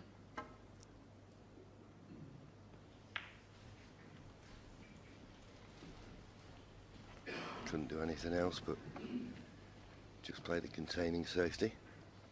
And with that red in the balk end, well, you could play safe in the balk end as long as you cover that red with the yellow. But is it too risky? John thought so. It's a funny thing watching the expressions on these two, that they've got total appreciation for the shots each other plays. You know, play a shot and John Higgins will come up and look at the situation. Some good shot, pal. That was clever. Mark Williams likewise.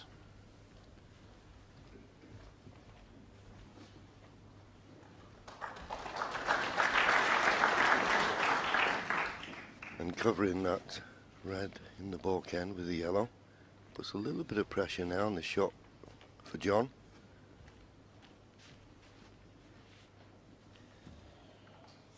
There you see, just covered it.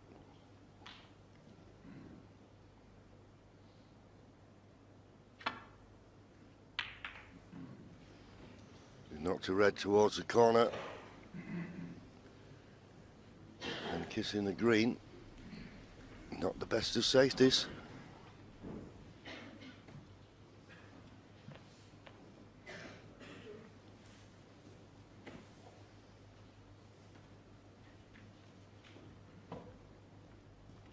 Can't get to the one near the left corner pocket, and I presume the fact he's looking down here, the green is covering the red near the baulk line, so John was a little bit fortunate there. Yeah, he's been down to have a look as well. If he drops onto the red that's near the top cushion off the side cushion, would he be leaving anything? But he's decided to come off the pack instead. Well, he could play the top two reds, so no damage done there. And it looks like a pretty good cue ball. Covered everything. Although I'm saying that, is there a gap between yellow and brown?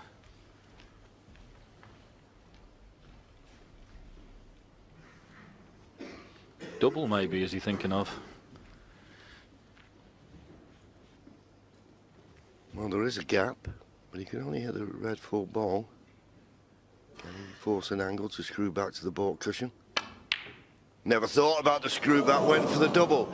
But that's why we always say why professionals don't like doubles. If it doesn't go in, depending on what part of the jaw of the middle pocket it hits, and you're never certain. It was close, but he's left it.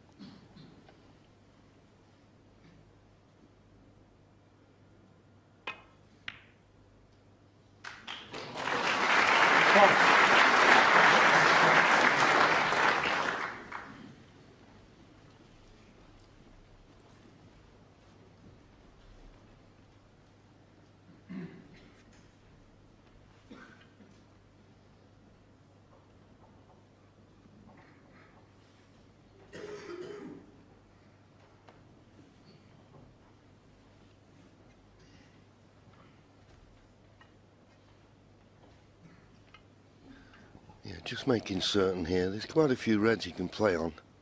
The black obviously goes to the right corner, so he'd like to be on the black as soon as he possibly could. Here's the best angle from the green. It's all about line and length. And we just want to kiss these reds. And that spoilt it somewhat. 4. Well, he's got a straight red to this corner, but as I say, I don't think the black goes into the opposite corner pocket. Can he make an angle to run round of two cushions for the pink? He's going to have to pinch a bit if he does. Tried to pinch too much. Mark Williams, 4.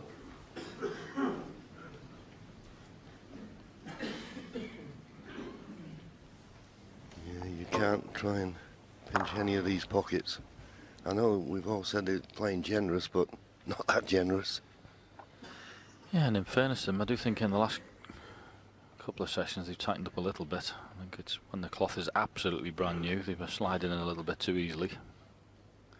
There's been one or two that haven't gone in, that had earlier, so a little bit more of a test.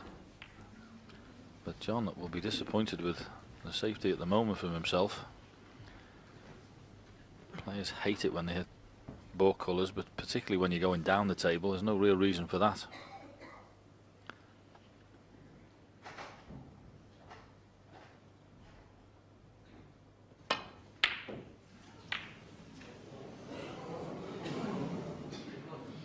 Well, it has to be said that his long potting's just not quite on it tonight.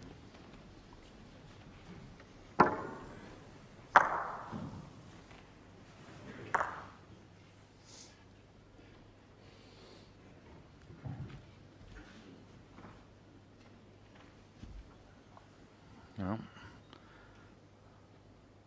This is no gimme, skinny.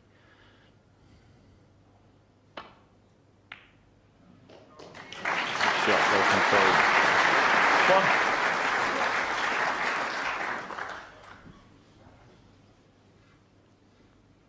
Doesn't have to go into the pack here. Could do so if he wants, but doesn't have to. There's a red on the left-hand side, at the bottom of the cluster. Yeah, does he fancy playing a precise positional shot? Answer was no, he didn't, so he trusts a little bit to luck, but he'll be happy with that. It's worked out absolutely perfect. 6. Yeah, lovely little cannon that. And of course, once he drops this red in, an excellent chance for 7. John Higgins. Yes, and I think it's only the red that's closest to the left corner that's stopping the black going in both corner pockets, so if that's the case, that's the red he'll play for, off the black.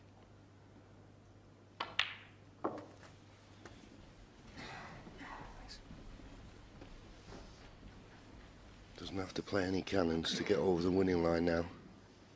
The red's nicely 40. in the open, and I think the black will be available into both corners. You clearly see it will be after that red spotted. 50. Great chance.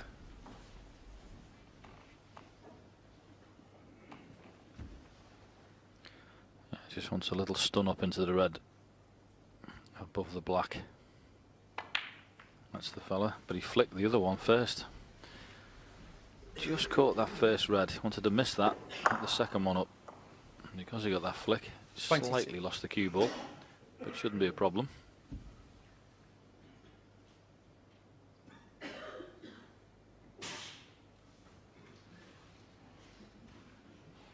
An untimely sneeze. So, being the consummate professional, John gets up and gets back behind the line of the shot. Needs full concentration on this chance.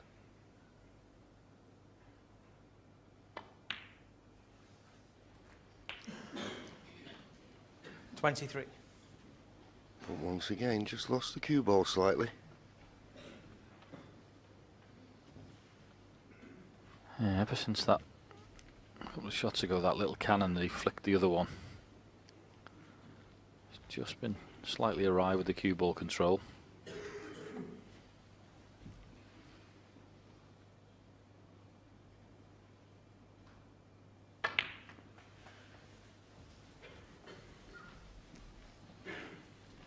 And he still is trying to play the screw with check side and come back up the table for this red. Yes, he can still 29. pot it, but he's not ideal, and the cue ball's running away.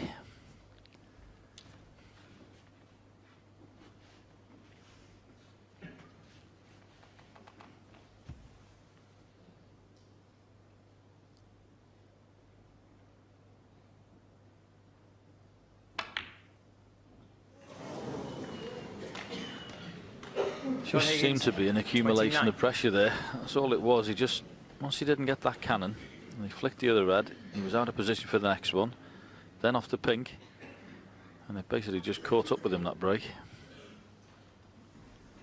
There's the red he missed, and he'll be very disappointed not to have made more there. That was a very good chance.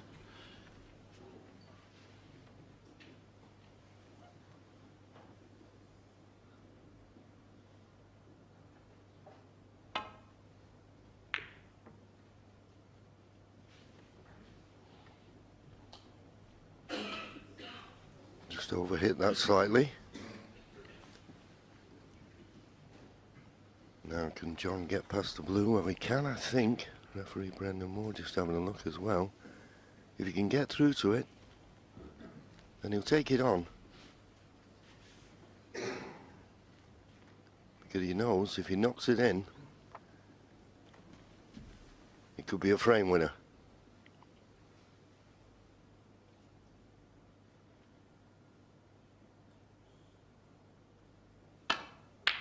And could well be now. Wonderful shot. One.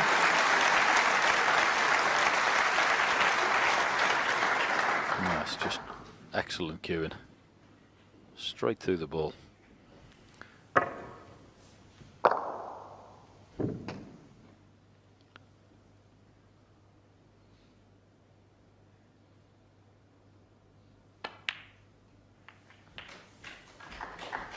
Chose to play the cannon there, just flick the other red out, and he looks like he's perfect on the red on the left. 8. A little stun up, and you could not ask for these to be in better positions. Another 33 points from this position required. 9. But take nothing for granted.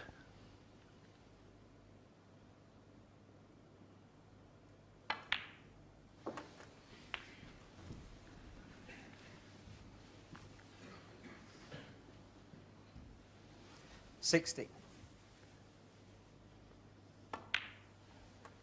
70. So you feel if you can screw back for one of these two reds just below the pink. And get on one of them nicely without being hampered, and that's absolutely perfect. 24.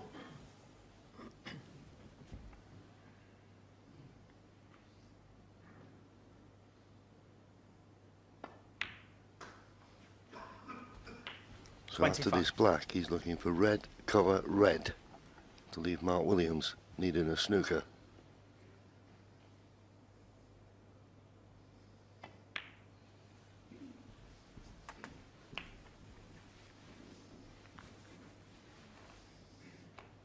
When he pots this red, 32. there'll be 67 remaining.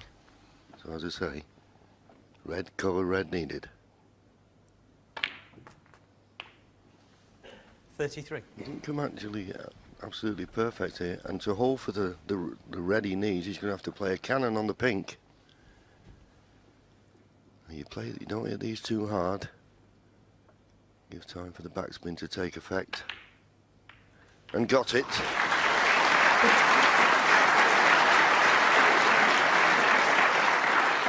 And this red 40. now to go 66 points in front with just 59 remaining.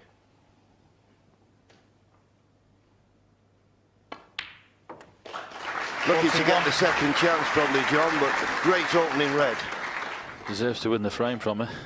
As you say, we've seen one or two shots, long shots from Mark Williams haven't quite gone in this evening. But there was no problem with John Higgins' long game there. That was an excellent shot. You can't hit it better than this. 48.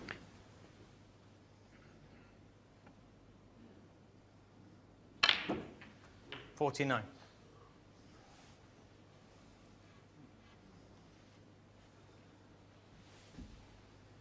Well, if he's screwing up and down the table, he's got to miss the yellow.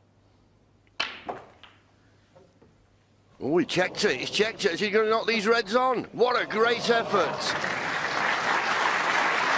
He played it with a ton of 56. left-hand side. Like an exhibition shot.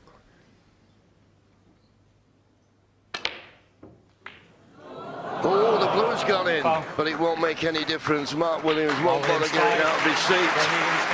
The frame was well and truly over. And John Higgins once again reduced his deficit to just one frame. And it's still 4 to play in this session. 7-6, Mark Williams.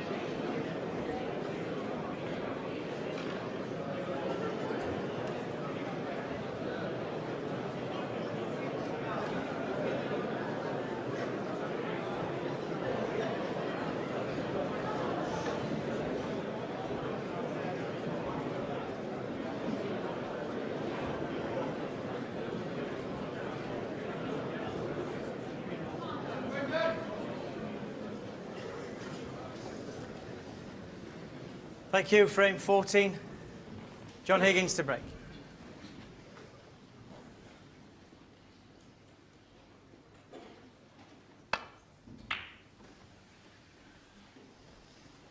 Yeah, this final at the moment, John, is being played out like the two semi-finals. Usually have a session in a match where someone runs away with it and maybe wins 6-2 or something like that.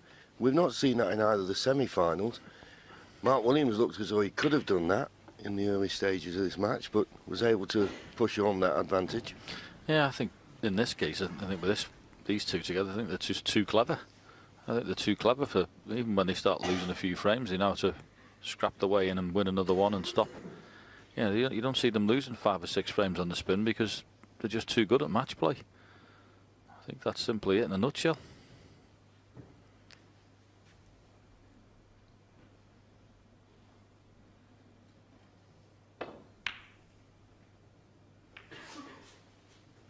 Now, Mark Williams will be tempted by this red in the middle, I'm pretty sure.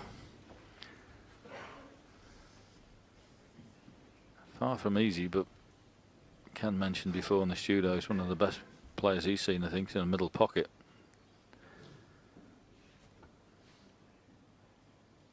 Doesn't lessen the pressure though. If he does decide to go for the middle, he could play it to the far left corner and maybe feel as though he wouldn't leave anything too easy, but if he plays it in the middle and misses it, he's going to leave a sitter for his opponent. You know, I think one of the reasons why he's a little reticent, John, with the blue being knocked off its spot a touch, I think if the blue was there, he'd probably feel as if just playing this natural weight would take it up towards the blue. I think would have been slightly off its spot. He's got to hit it a bit firmer. Unbelievable shot. And he obviously thinks the pins will pot. But that was a brave shot to play. Look what he was leaving, and the pink does go. Yeah, that's ultimately why I think he chose the shot. I think if he was having to play up with any pace more than that, higher up the table, he wouldn't have taken that. But because the pink did go, he decided to go. Oh, what a great shot. 7. Pink spot not available, goes up on the blue spot. That won't bother Mark at the moment. 8. A little bit straight, but I think he's just got enough angle to be able to nicely come on one of those reds in the other half of the table.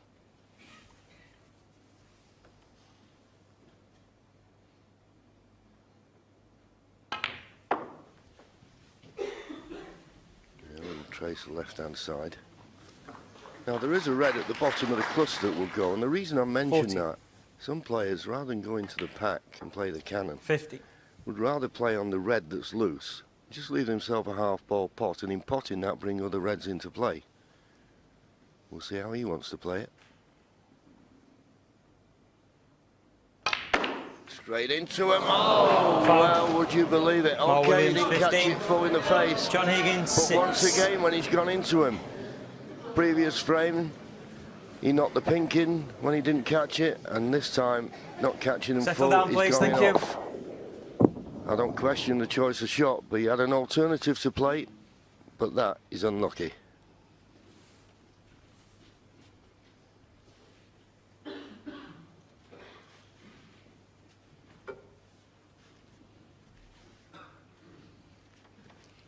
Obviously no problem with being able to pot this red that's there. John's just having a look to see if he can pot it. That's why, and avoid the cannon on any of the reds as he comes down the table. Can't really screw this red in, so it's just, well, he may be able to get something out of it. He's just, I wonder if he can screw past the other side and get a gap, which is what he's done, although he didn't get the gap. And now, 1. Well, he stuck a red over the corner. He may be forced into this black, John. Yeah, and if that red had just been slightly away from the cushion, it'd have made this pocket feel a lot bigger, but it's not. So there's a lot of pressure on this shot, tight under the cushion.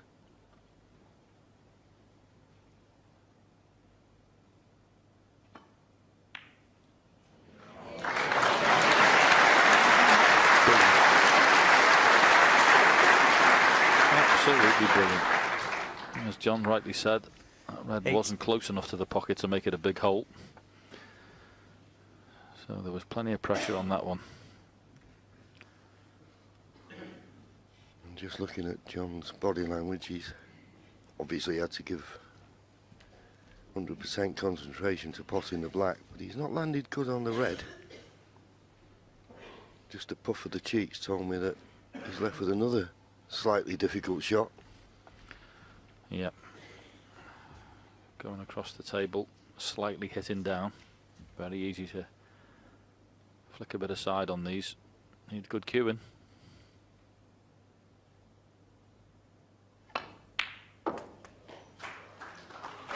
Nine. Well, it was good cueing. Now, John had a good look at this before. It must be pretty tight because he didn't just get down straight away. I mean, from our angle, it looks like it flies in, but where John is, it might be a touch tighter looking at it.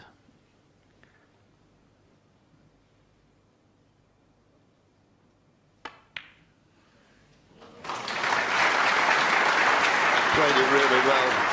It's one of those, if you're straight behind it and you've got the view of the object ball and the cue ball and the pocket 50. in line, you'd never miss it. But as John said, it was tricky. Now, what a chance 60. to draw level, and after being 4-0 down, 5-1 behind, this would be some achievement from John Higgins.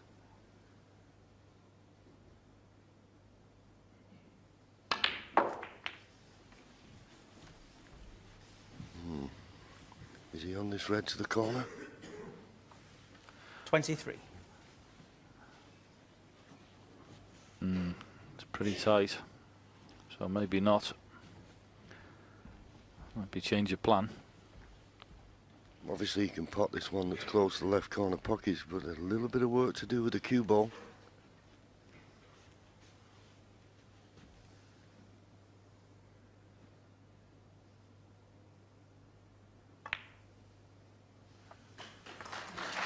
Well, it was nice to get through the gap, but he knew he was going to be slightly hampered with the next shot. Just had to stand for it. Yeah, this is tough. And all you can do in this situation, you can't try to do much with the cue ball. Just pot the pink and just trust to luck you get the right cannon.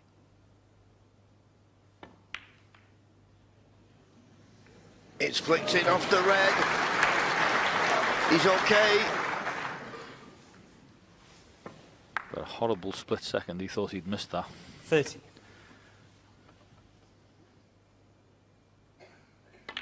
Such was the wafer thin contact. 31. Flicked the pink in the pocket. And these are lovely now. Yes, and that red near the left corner is a lot easier than it was when it was tight against the cushion.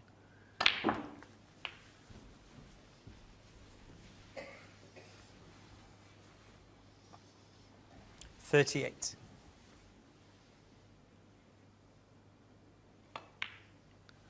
Another 39. 24 points needed in this situation. So basically we're looking at this black, 2 more reds, and you have levelled the match.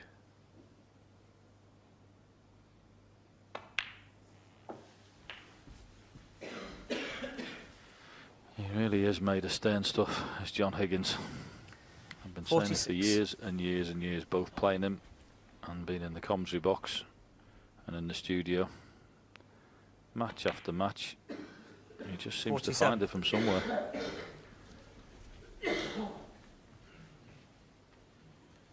Brilliant competitor.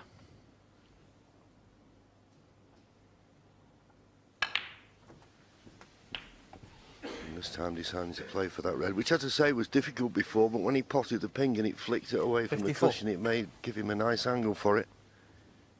Red, colour red needed.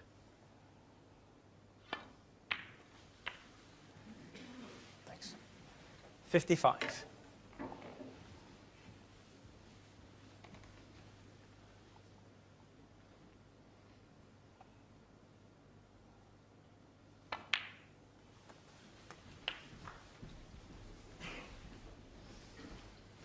This red to go 54 points in front. 62. with just 51 remaining. 63.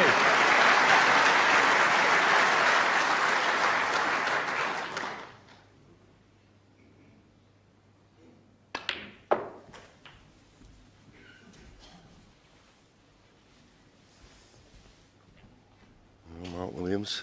69. Disappointed, I think, particularly with his long game today. And okay, a couple of times you may feel he was unlucky when he went into the cluster. And on this occasion, he went in off. Another occasion, he knocked the pink in.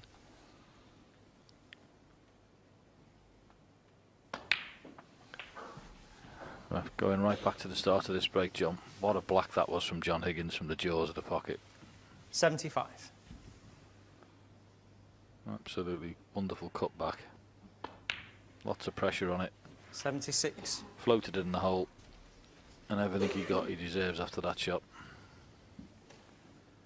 And he's got his shooting boots on, John. I mentioned earlier, you need to just step it up a touch. Well, he certainly has been doing. And this has been mightily impressive.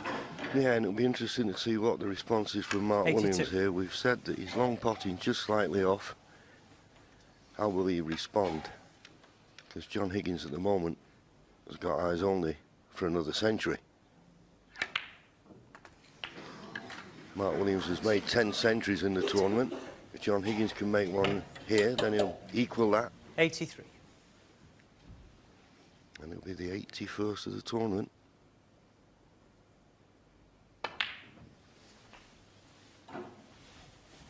And of course, it's John Higgins who holds the record for century breaks made in the World Championship, 14. 90.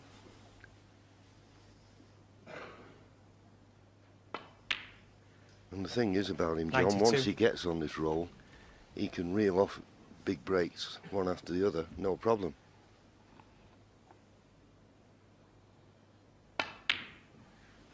$95.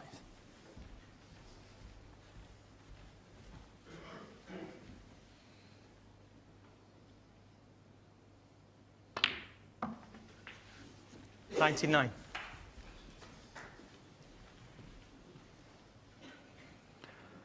Just this blue for another fabulous centre. Well played, John Higgins. 104. Absolutely wonderful.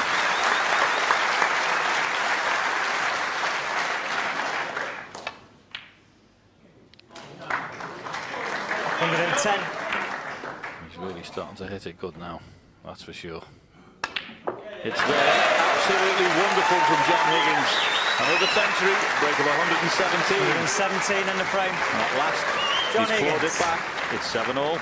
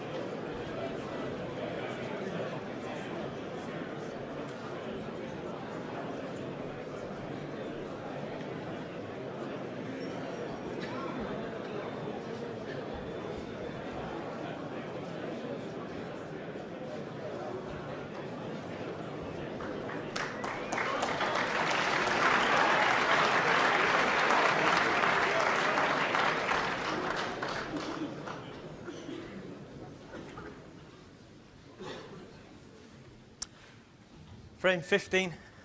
Mark Williams to break.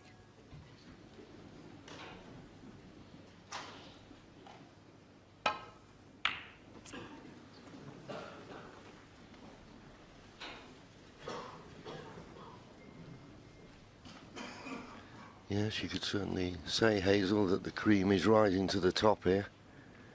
But I agree with Ken. Mark Williams has got to find something now.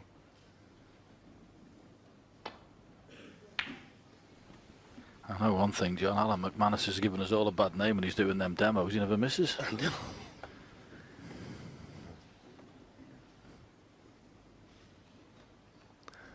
Oh, I said in the last frame that John Higgins held the record, but well, I should have known that the king of the crucible, Stephen Hendry, had 16. Sorry, Stephen.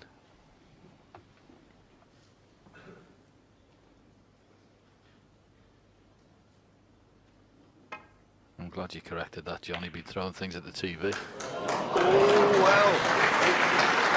well. Mark Williams looked over to John Higgins there, apologised, but apologise or not, Mark Williams won. Taken the opportunity to play the snooker, and he's purposely covered the right-hand side of the table as we look. He was playing this red past the green. It's all wrong. Quarter ball off the green, goes in the pocket. Now the reason he's cut down that was John's look, an expression. If he comes down the right-hand side of the table, he could get it safe. So he's having to come off 2 cushions here. You can always misjudge the slide off the second cushion. This isn't a certainty to get it safe. Always slide off the second cushion. Not hard enough. Miss. Mark Williams 4. But that line, a bit harder, he'd have left something.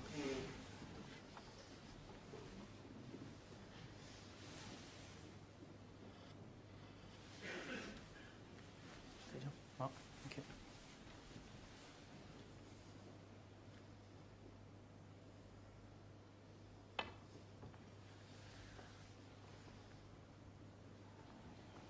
Yeah, you see how it slides off that second. Oh, wow, he just had the right weight not to leave anything. I'm looking at Mark Williams and he's had an intake of breath there. He thought he was certain to be on something.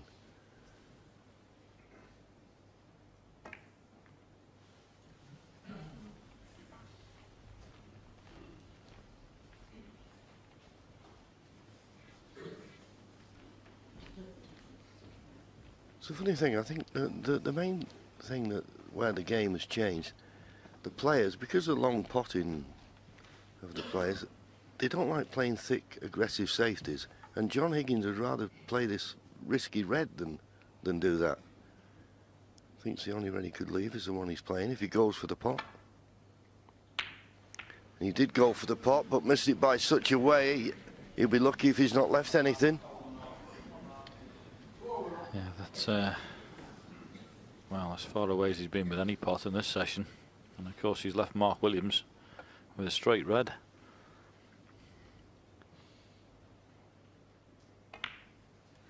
It's a funny thing, John, as well, isn't it? The psychology of this game. You're playing catch up in a match and you get, all of a sudden you get level, and then it's as if your concentration drops for the next couple of shots. I mean, that wasn't an easy shot by a long stretch, but it's almost saying, oh, you say to yourself, oh, my first objective is get level, and then your concentration can go, and all of a sudden you're behind again. 8. This is a chance now for Mark to bring other reds into play. He's played it nicely. 9. Well, we asked the question. He's got to up a gear. Here's his chance.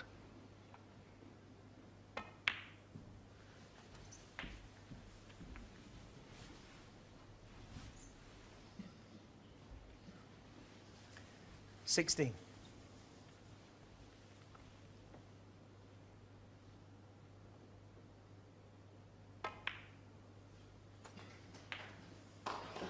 $17.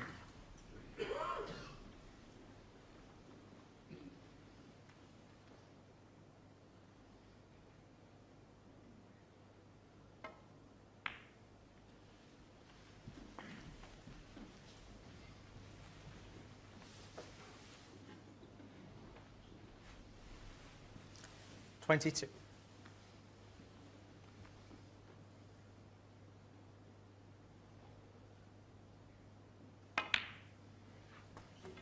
$23.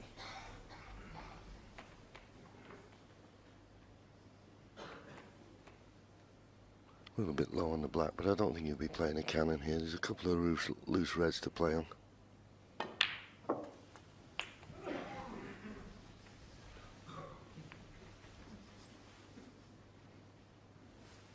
$30.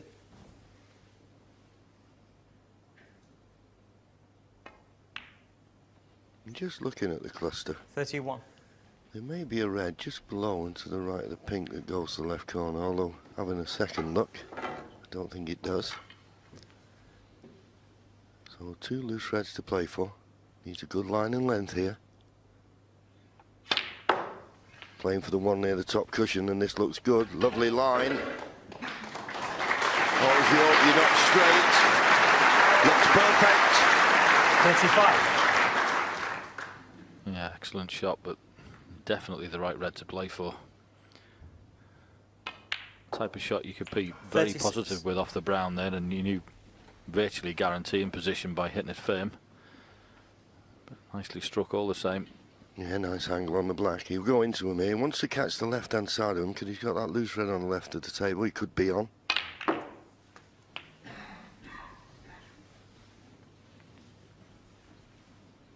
Now, have a look at 43. Mark's face.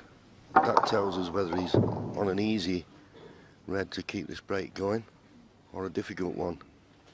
He's not had much luck when he's gone into the pack Not at this all. evening. No, and I think the pink is a problem there, John, and the pink's blocking the easy red he'd have, the one up to the right. So that doesn't go. So he has got a red into the green pocket. And maybe he can cut that one in the middle as well, so it's just his choice of how he wants to play it. That's the red.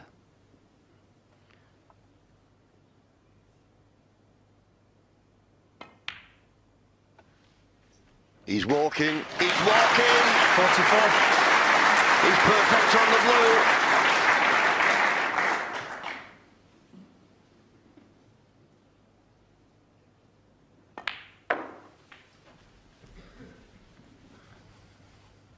Well, last frame we just said how brilliant John Higgins was to make 49. that break of 117.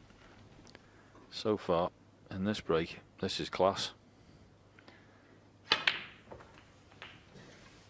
And it's the ability 50. when you've been frozen out or haven't seen a lot of great chances or maybe missed a couple, that when you sense danger you can go back in and have your response, and this is what this is from Mark Williams.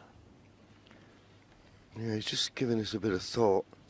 He's just run a little bit too far, so I don't think he can just roll the blue in. If he could roll the blue in and get a full ball cannon on the pink, that would hold the cue ball. If he's got to play on and off the top cushion, got to be careful. Well, he could roll it in and get the cannon on the pink.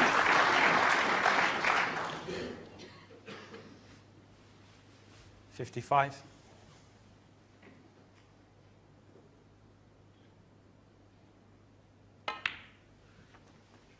$56.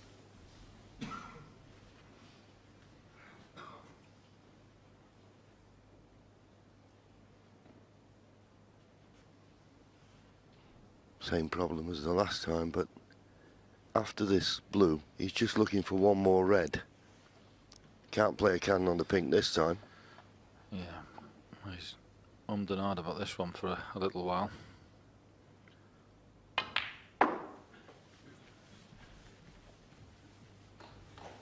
Not surprised that's happened. He's erred a little on the side of caution there. If he'd come up further, he could have snookered 61. himself on the red he's on now. That's what he was worried about. This red to go 67 ahead with just 59 remaining. Good response here from Mark 62. Williams. You just felt that if he got a chance, he had to do something with it, and fair play, that's exactly what he's done.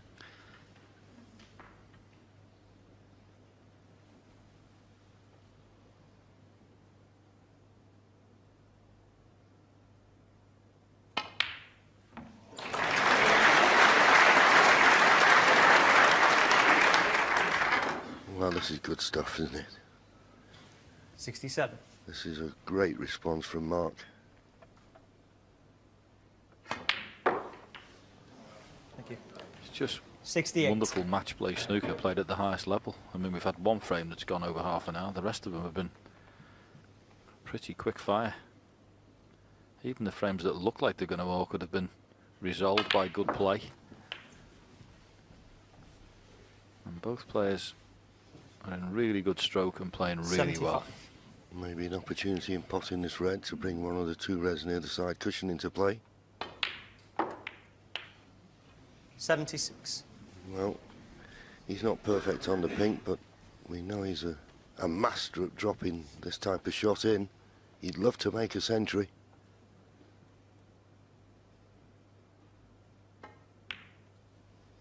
Right in the heart of the pocket. And now the century's still on. They're all level, they've made 10 centuries each. 82. Can Mark Williams creep ahead once more? This could be his 11th. 83.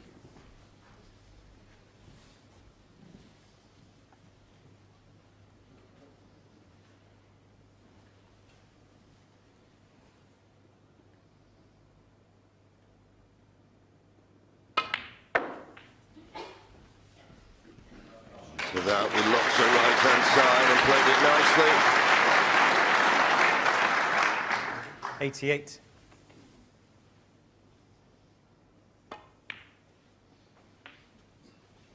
89. And this is what you always seem to get at this game, John, don't you? Once one player starts playing well, then the other man knows there's no other way, but you've got to respond by playing well yourself. Doesn't make it any easier, but this has been superb from Mark Williams. 91.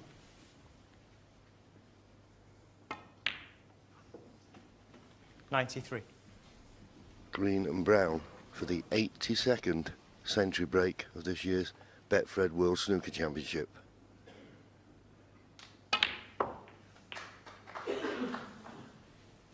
'96. And it will be Mark Williams' 11th for certain now. And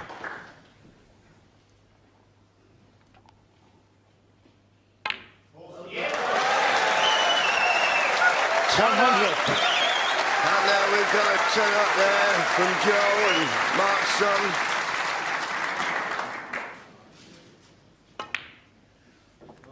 $105. Doesn't get much better than this, JV. No, this is superb. We can all play 111. sport, and sometimes, you know, when you do it in practice, but to do it this way in the heat of battle when his opponent has thrown down the gauntlet, and boy oh boy did Mark Williams pick it up. That was absolutely superb. As we say, the Welsh potting machine, and he knows he's back in front again. 8-7.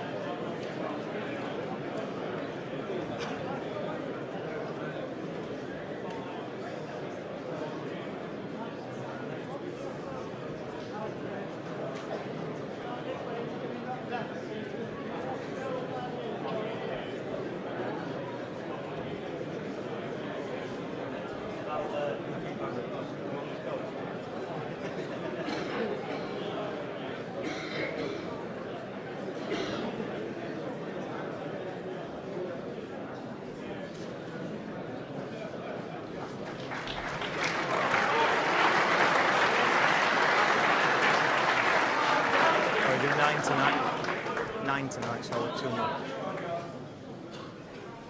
Thank you, frame 16. Yeah, is this another one after that? Is this and one more? We do 9 tonight, yeah. John Higgins to break. Yeah, John Higgins, just before he was breaking off, was asking the referee how many frames they got to play. Well, this one and one more.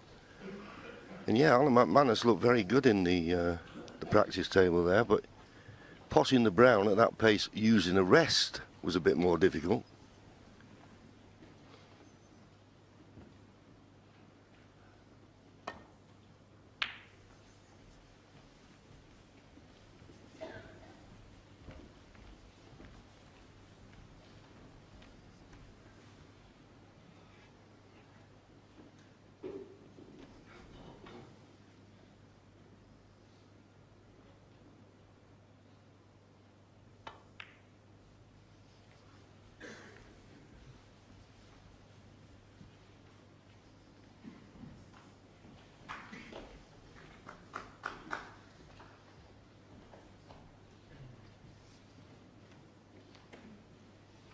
Can get through to this, and if he pots it, the black's available into the opposite corner. This is a similar type of straight pot that John Higgins knocked in to win a frame in the opposite corner. Calls for good straight cueing.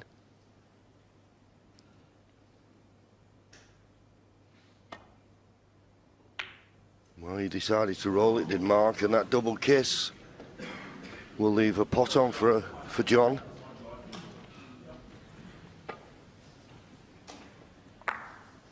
Yeah, played it in a way. The only way he could really get in trouble was a double kiss. You see from Mark's expression, that's exactly what's happened. So, chance for John.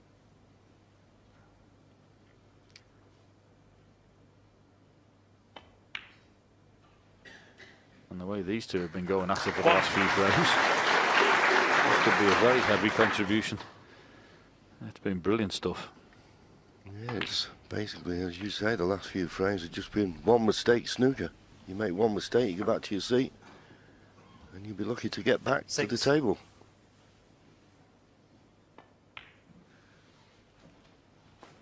Seven.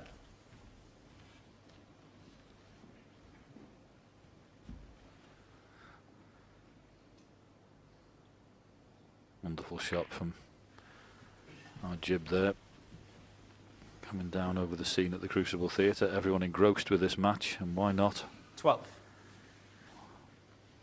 I agree with Steve. He said that, you know, sometimes you think it's been hard getting to the final. They've had tough semi-finals. Well, they'll be a little bit punched 30. out, but these two, you don't become two old warriors if you don't know what to do. And they certainly know what to do. Yeah, and also I think we've got to take into account that even though what they've achieved in the game, it must be a dream come true for them to be in this final and playing one another. I was talking to Jason, John Higgins, his brother, and he said he remembers the first time they played. It was 28 years ago in this 20. junior world final.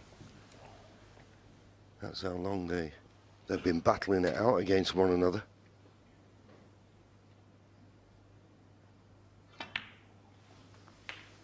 Yes, I was walking around then after 21. playing a match in that particular tournament and bumped into Ronnie O'Sullivan. I said, "Oh, you're in the final, anything?" So, no, he said, I lost to a boy from Scotland called Higgins. He said he's pretty good. And he beat Ronnie 3-2 in the semi-final, and then he beat Mark Williams 6-1 in the final. So they knew all about him fairly quickly. And that's a player he's gone on to be. Yeah, and a clever shot there. 28. Knew if he cannoned that red full in the face, it would open other reds. Okay, the red is on now. He may not be able to play for the black. 41 points more needed from this situation to get to snooker's required.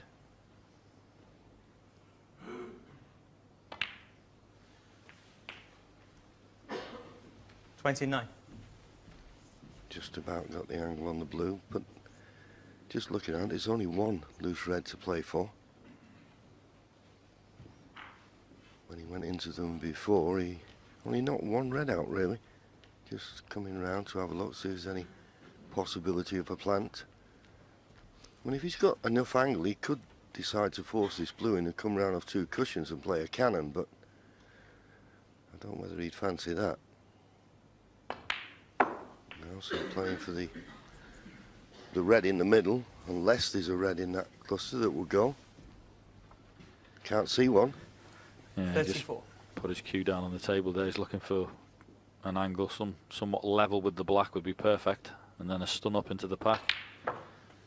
So he's played 35. it down off the 2 angles, and that's away. Well, at least to guarantee you've got an angle going in. Could have done with a little bit more on the cue ball. But whatever you do with this shot, make sure you knock the black in. That's the gap he's looking for. Oh, he's missed the black. Where's the red ball going? Well, it doesn't John matter. Higgins, That 35. could be very costly for John Higgins. How many times do we see it playing with pace, thinking about the cannon? Just take your eye off the pot, only a fraction. And it looked as though it was safe until the black came and released the cue ball. I think Mark's got what we call a big pocket here. Can't really miss this one, being off the other one if it doesn't go straight in. 1. So how much of a mistake will that black be from John Higgins?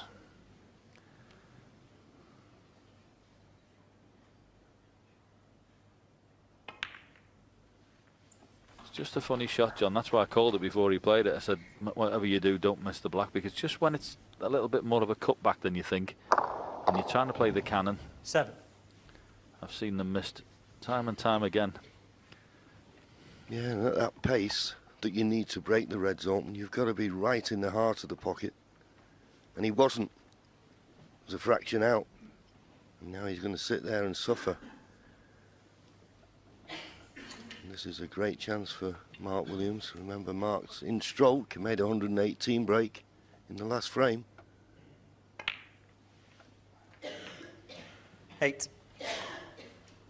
And of course, John, if he wins this frame, absolutely guaranteed to be in the lead coming into tomorrow's 2 important sessions. And he'll also, if he wins this frame, have a bite of the cherry for an even bigger lead with the last frame of the evening. 9 played in this session.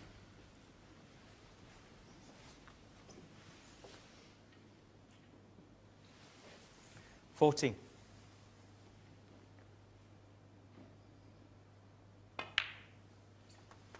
50.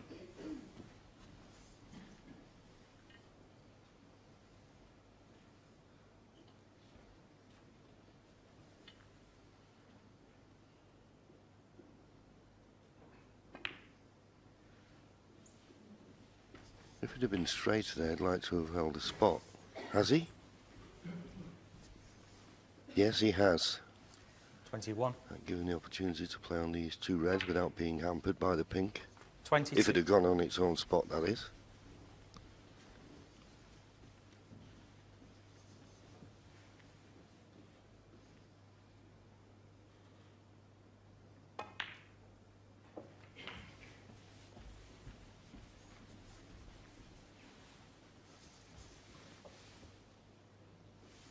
$28. It's funny how a game 29. can turn around. We were questioning that maybe Mark Williams' long potting wasn't quite on it tonight, but the 2 chances, this frame and the last one, he's been left right in amongst the balls. Makes a difference. Yep. And his cue ball, when he's been in, John, has been on a 6pence. 35. It's been that good. 36. Yeah, the long pot success from both players is well below what you'd expect. 25% John Higgins, 33% from Mark Williams.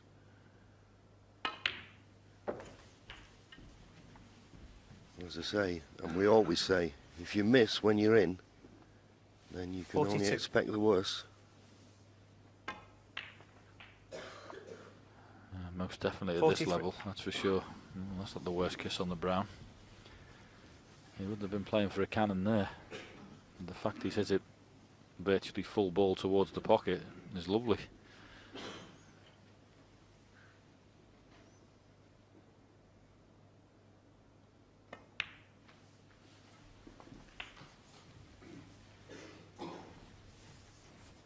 Right now, he needs a good positional shot on the colour. 47.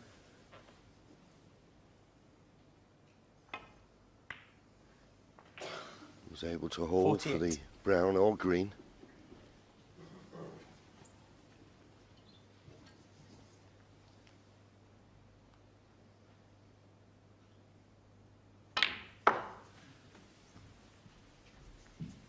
Good shot.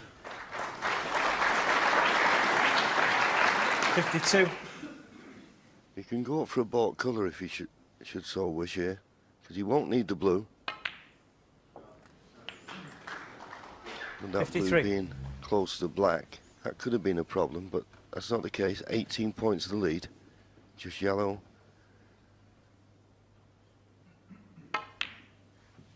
And then yellow and green, and snookers will be required. Yep. I think we had the temerity to 55. question whether Mark Williams was going to step it up this evening. Well, since it's gone 7-all, 57. we found out our answer, John. He's been absolutely superb. And John Higgins, when he's made the mistake, has just had to sit and suffer. And Mark's just walked round and floating 60. balls in. And once again, a wonderful response. And there's certainly nothing wrong with his nerve. That's still intact, that's for sure. Yeah, 64. and I think that is the word, nerve, from both players.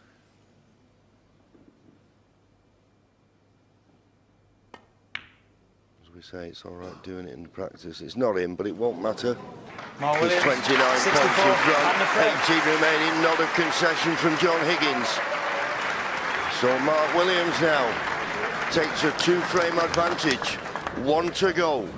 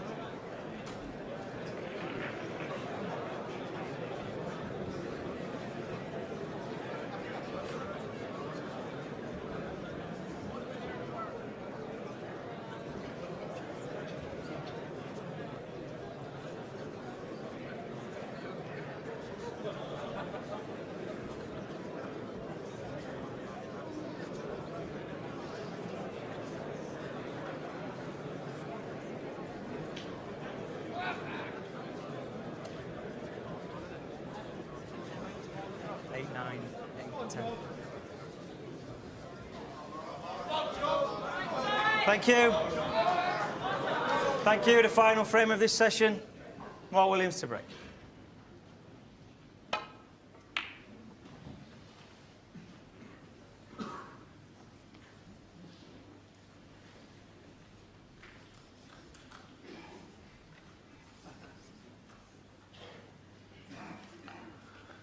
On the face of it, decent enough break-off shot. Don't think John will be taking the pot on here, just the containing safety.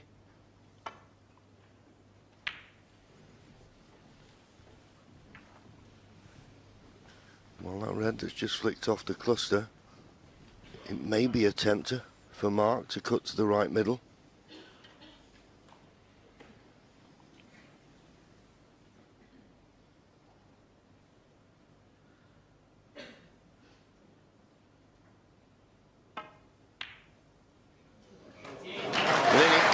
Cue ball close to the corner, but it's okay, and he's got an angle on the yellow.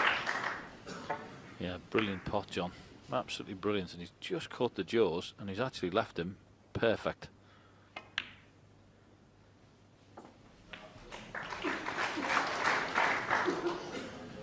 So first chance to Mark Williams.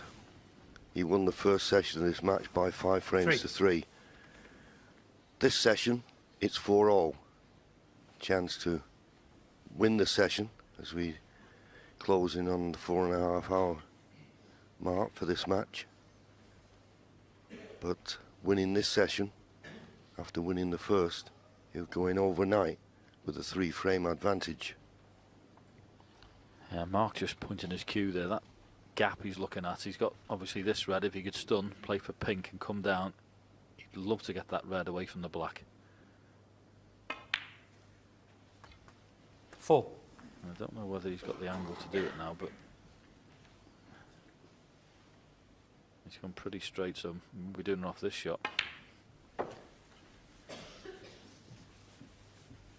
Not certain whether the pink spot is available. No, it's not. So just to remind you, when all the other spots are occupied, it goes as close to its own spot as it can in a direct line with the middle of the top cushion.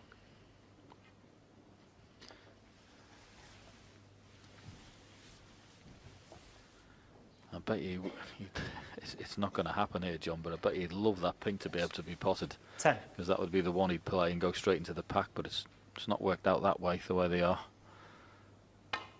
So back up for blue. Half ball angle, if he can. 11. Yeah, he's not had much luck with this shot tonight, has he? But here we go.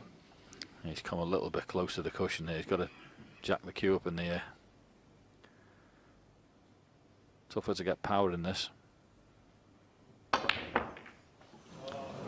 Yeah. Much tougher shot being near the cushion, that.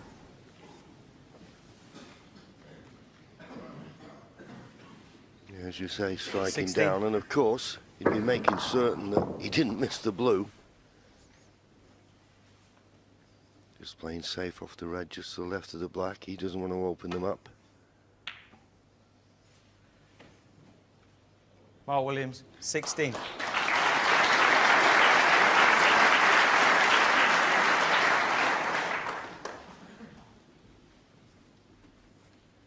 It was always going to be difficult, particularly with the black only available into one corner pocket. John can get past the green, needs a telling safety here. It's a bit pacey. That's why it's come on and off the baulk cushion. And there's a red on the left-hand side of the table that will tempt Mark Williams. Once again, John, though, you mentioned earlier, once he's been in amongst the balls, he's been great, but missed a couple of these this evening. I mention it like it's a gimme, but they're not. But you'd expect Mark Williams, the way he's cued in this championship, to knock these in.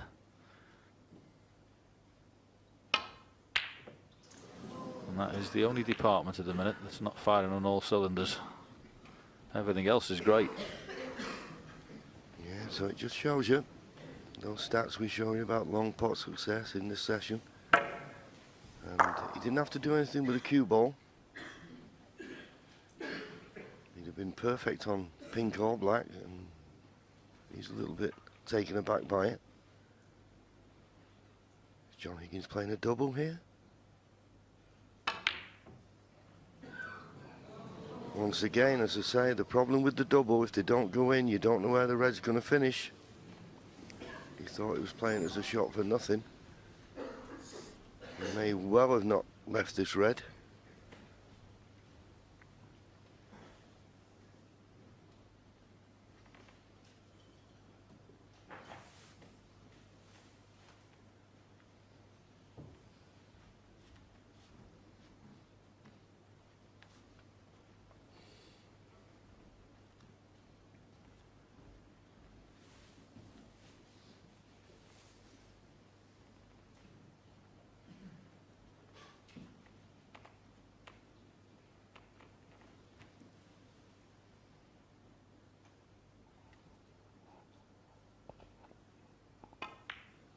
Played the cut, got the cut, but not a good kiss on the yellow.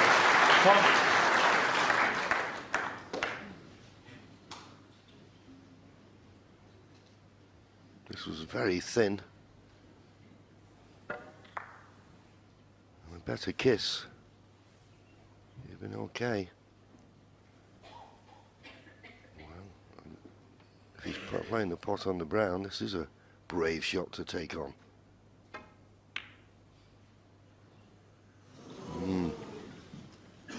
Mark Williams, 1. Well, here's another double that John Higgins will be playing for certain.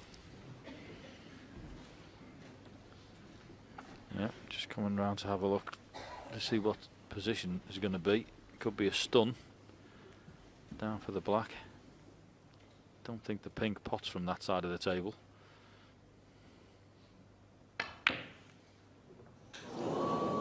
Very close. Yeah, he's usually very good at doubles, but they're just not finding the pocket this evening. So close. And has he left a pot for Mark? Wouldn't have thought so. He wouldn't have played the double if he had it done. No. Mark just playing the safety. Quite right too. I mean, not only is it the correct shot, he's 9-7 up. He doesn't have to go chasing anything. It's John Higgins who's under the cosh at the minute.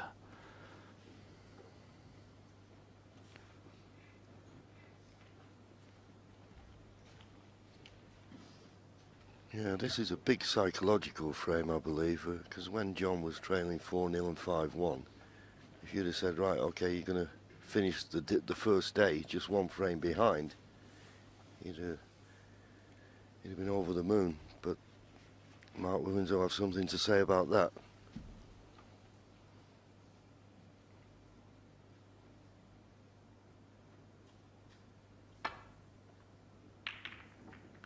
Yes, John, and also the fact that when you've got to 7-7, you'd be really disappointed to be 10-7 down overnight.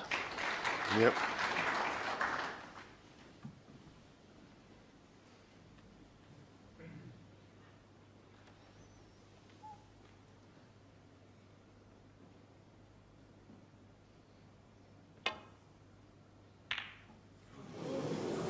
Foul.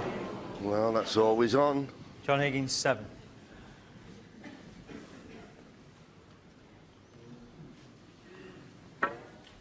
That was always a possibility.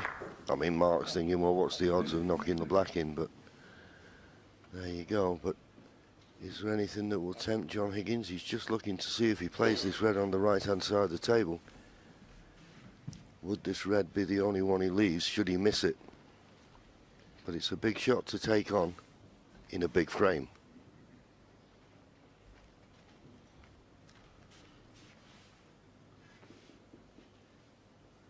Well, he's gone for it.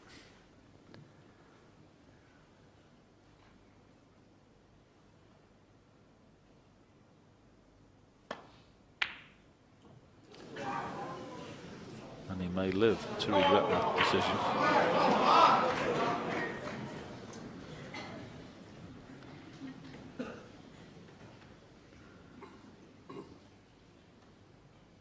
Always a possibility with that shot. When you play it like that and it hits the jaws, 9 times out of 10 it runs and goes across to the other corner.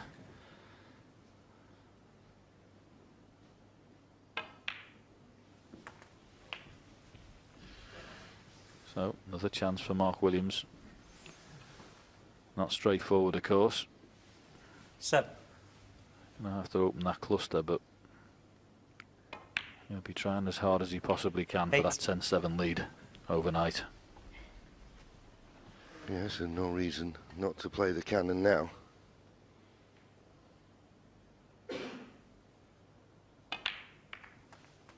Just played a gentle one. You'd probably be thinking maybe I should have hit it a little bit firmer, because he's not really 50. developed that many reds here.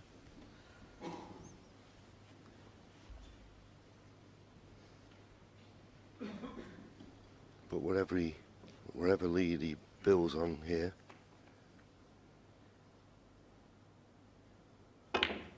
it'll be a good one. 60. And mainly because of that red tied up by the brown. John Higgins gets a chance if he comes to the table 40 or 50 behind. He certainly can't win the frame in one visit.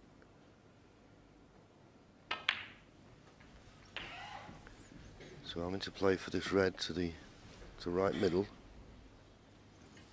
Just 23. looking for another 27 points from this position, but it's not a given.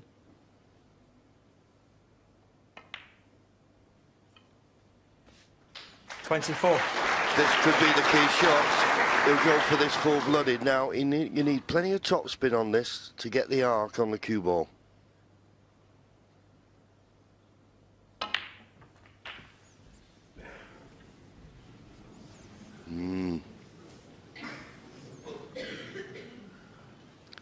First glance, it's no good. You never really know when you split reds up like that, but you could have hoped he'd been on something simpler.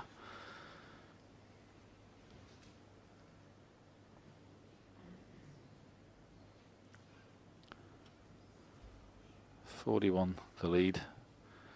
Is it time to play a safety? Take what you've got. 9-7 up, 41 in front. Is it time for a bit of prudence from Mark Williams?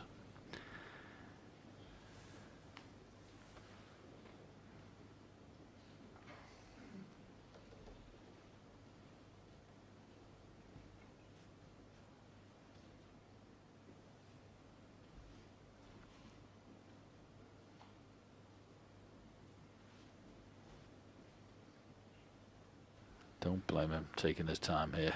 Shot time's just gone over a minute. Well, what do you think he's thinking of, John?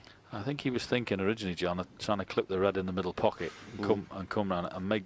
He's come behind, and he knows that if he plays it and comes around the other side of the black, he'll be leaving one in the middle that he's trying to pot that red in. So maybe he's decided on a double, which he has. But has he left a red on the right-hand side? And if he's left that red into the middle, which he can be stunned in onto the pink, he's played a poor shot. Yeah, the way he turned in disgust when going back to his seat tells me that this red is on. But there's pressure on it, because John Higgins knows, should he miss it, that will be end of frame. He can't win the frame at this visit, you wouldn't have thought, particularly with that, as I mentioned earlier, that red near the brown, but he can get right back in it if he can pot this. Big shot.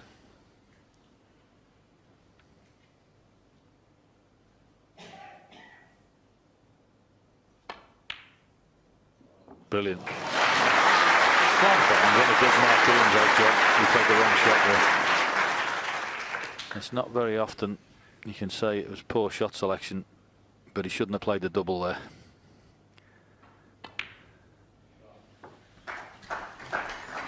He had a 41-point lead. Push a red safe on the cushion and wait. It's John Higgins chasing. No need to play this shot. Set.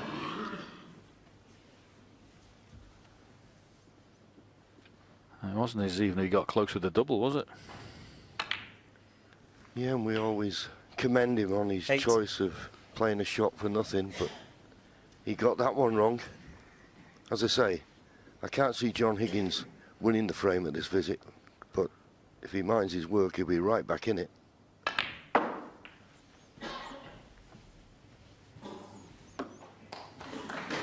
Good positional shot there. Still 30. 28 points behind.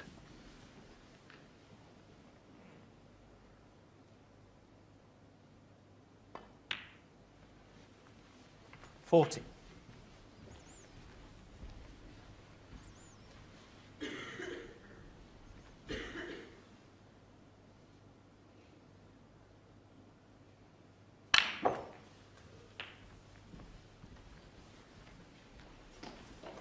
Perfectly played. 21. He'll have no thought about the red near the brown. He just looked at it actually and pulled his face.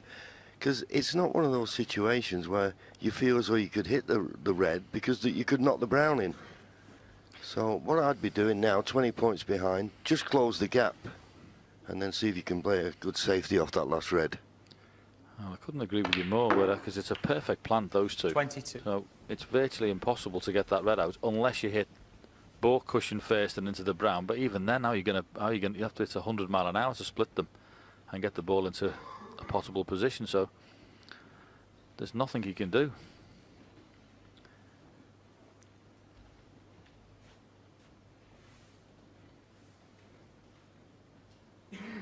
I think it's take what there, try and leave the cue ball when you're on that red on the ball cushion and just clip off it and come down and try and play a safety.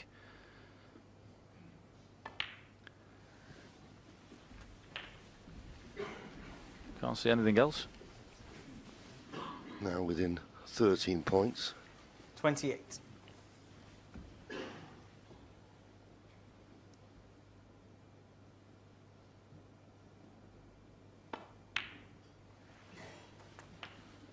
$29.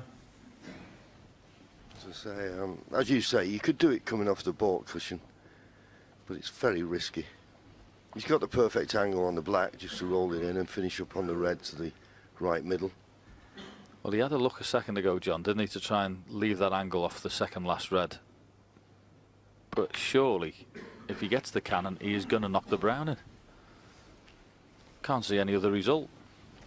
Well, as you say, he'd have to come off the ball cushion 36. to get the cannon. He can't hit the red direct because, as you say, almost certainly the brown will go in. Just 5 points behind now.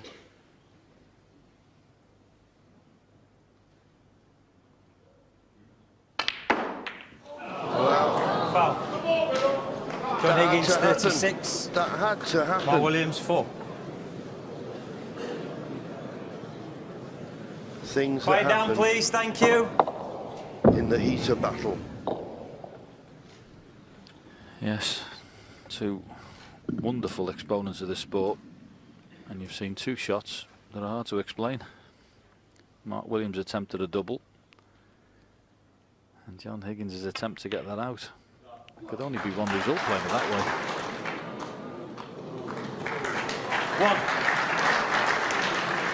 1. 10 points the lead. Still needs a good shot to get good position on the yellow. And with it being very close to the cushion, needs a good angle on the yellow to get on the green.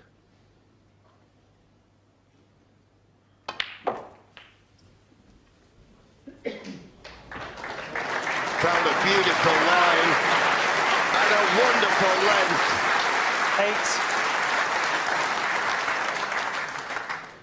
8. Quick glance at the scoreboard, 17 points the lead.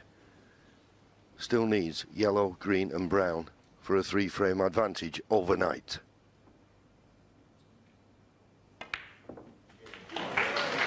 Absolutely wonderful, but the shot to the yellow could not have been played any better. To leave that angle, and then that yellow was a lot better than it looked.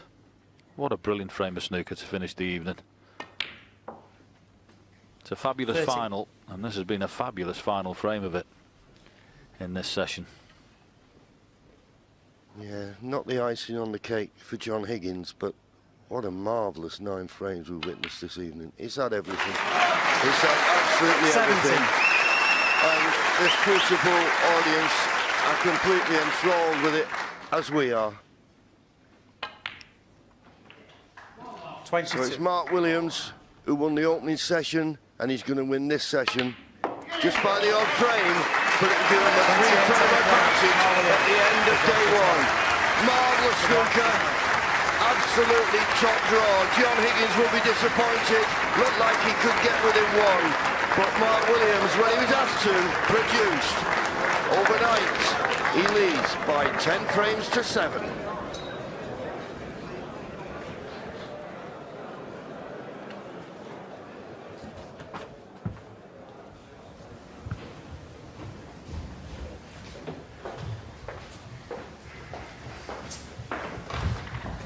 Lights on. Hold the mat there.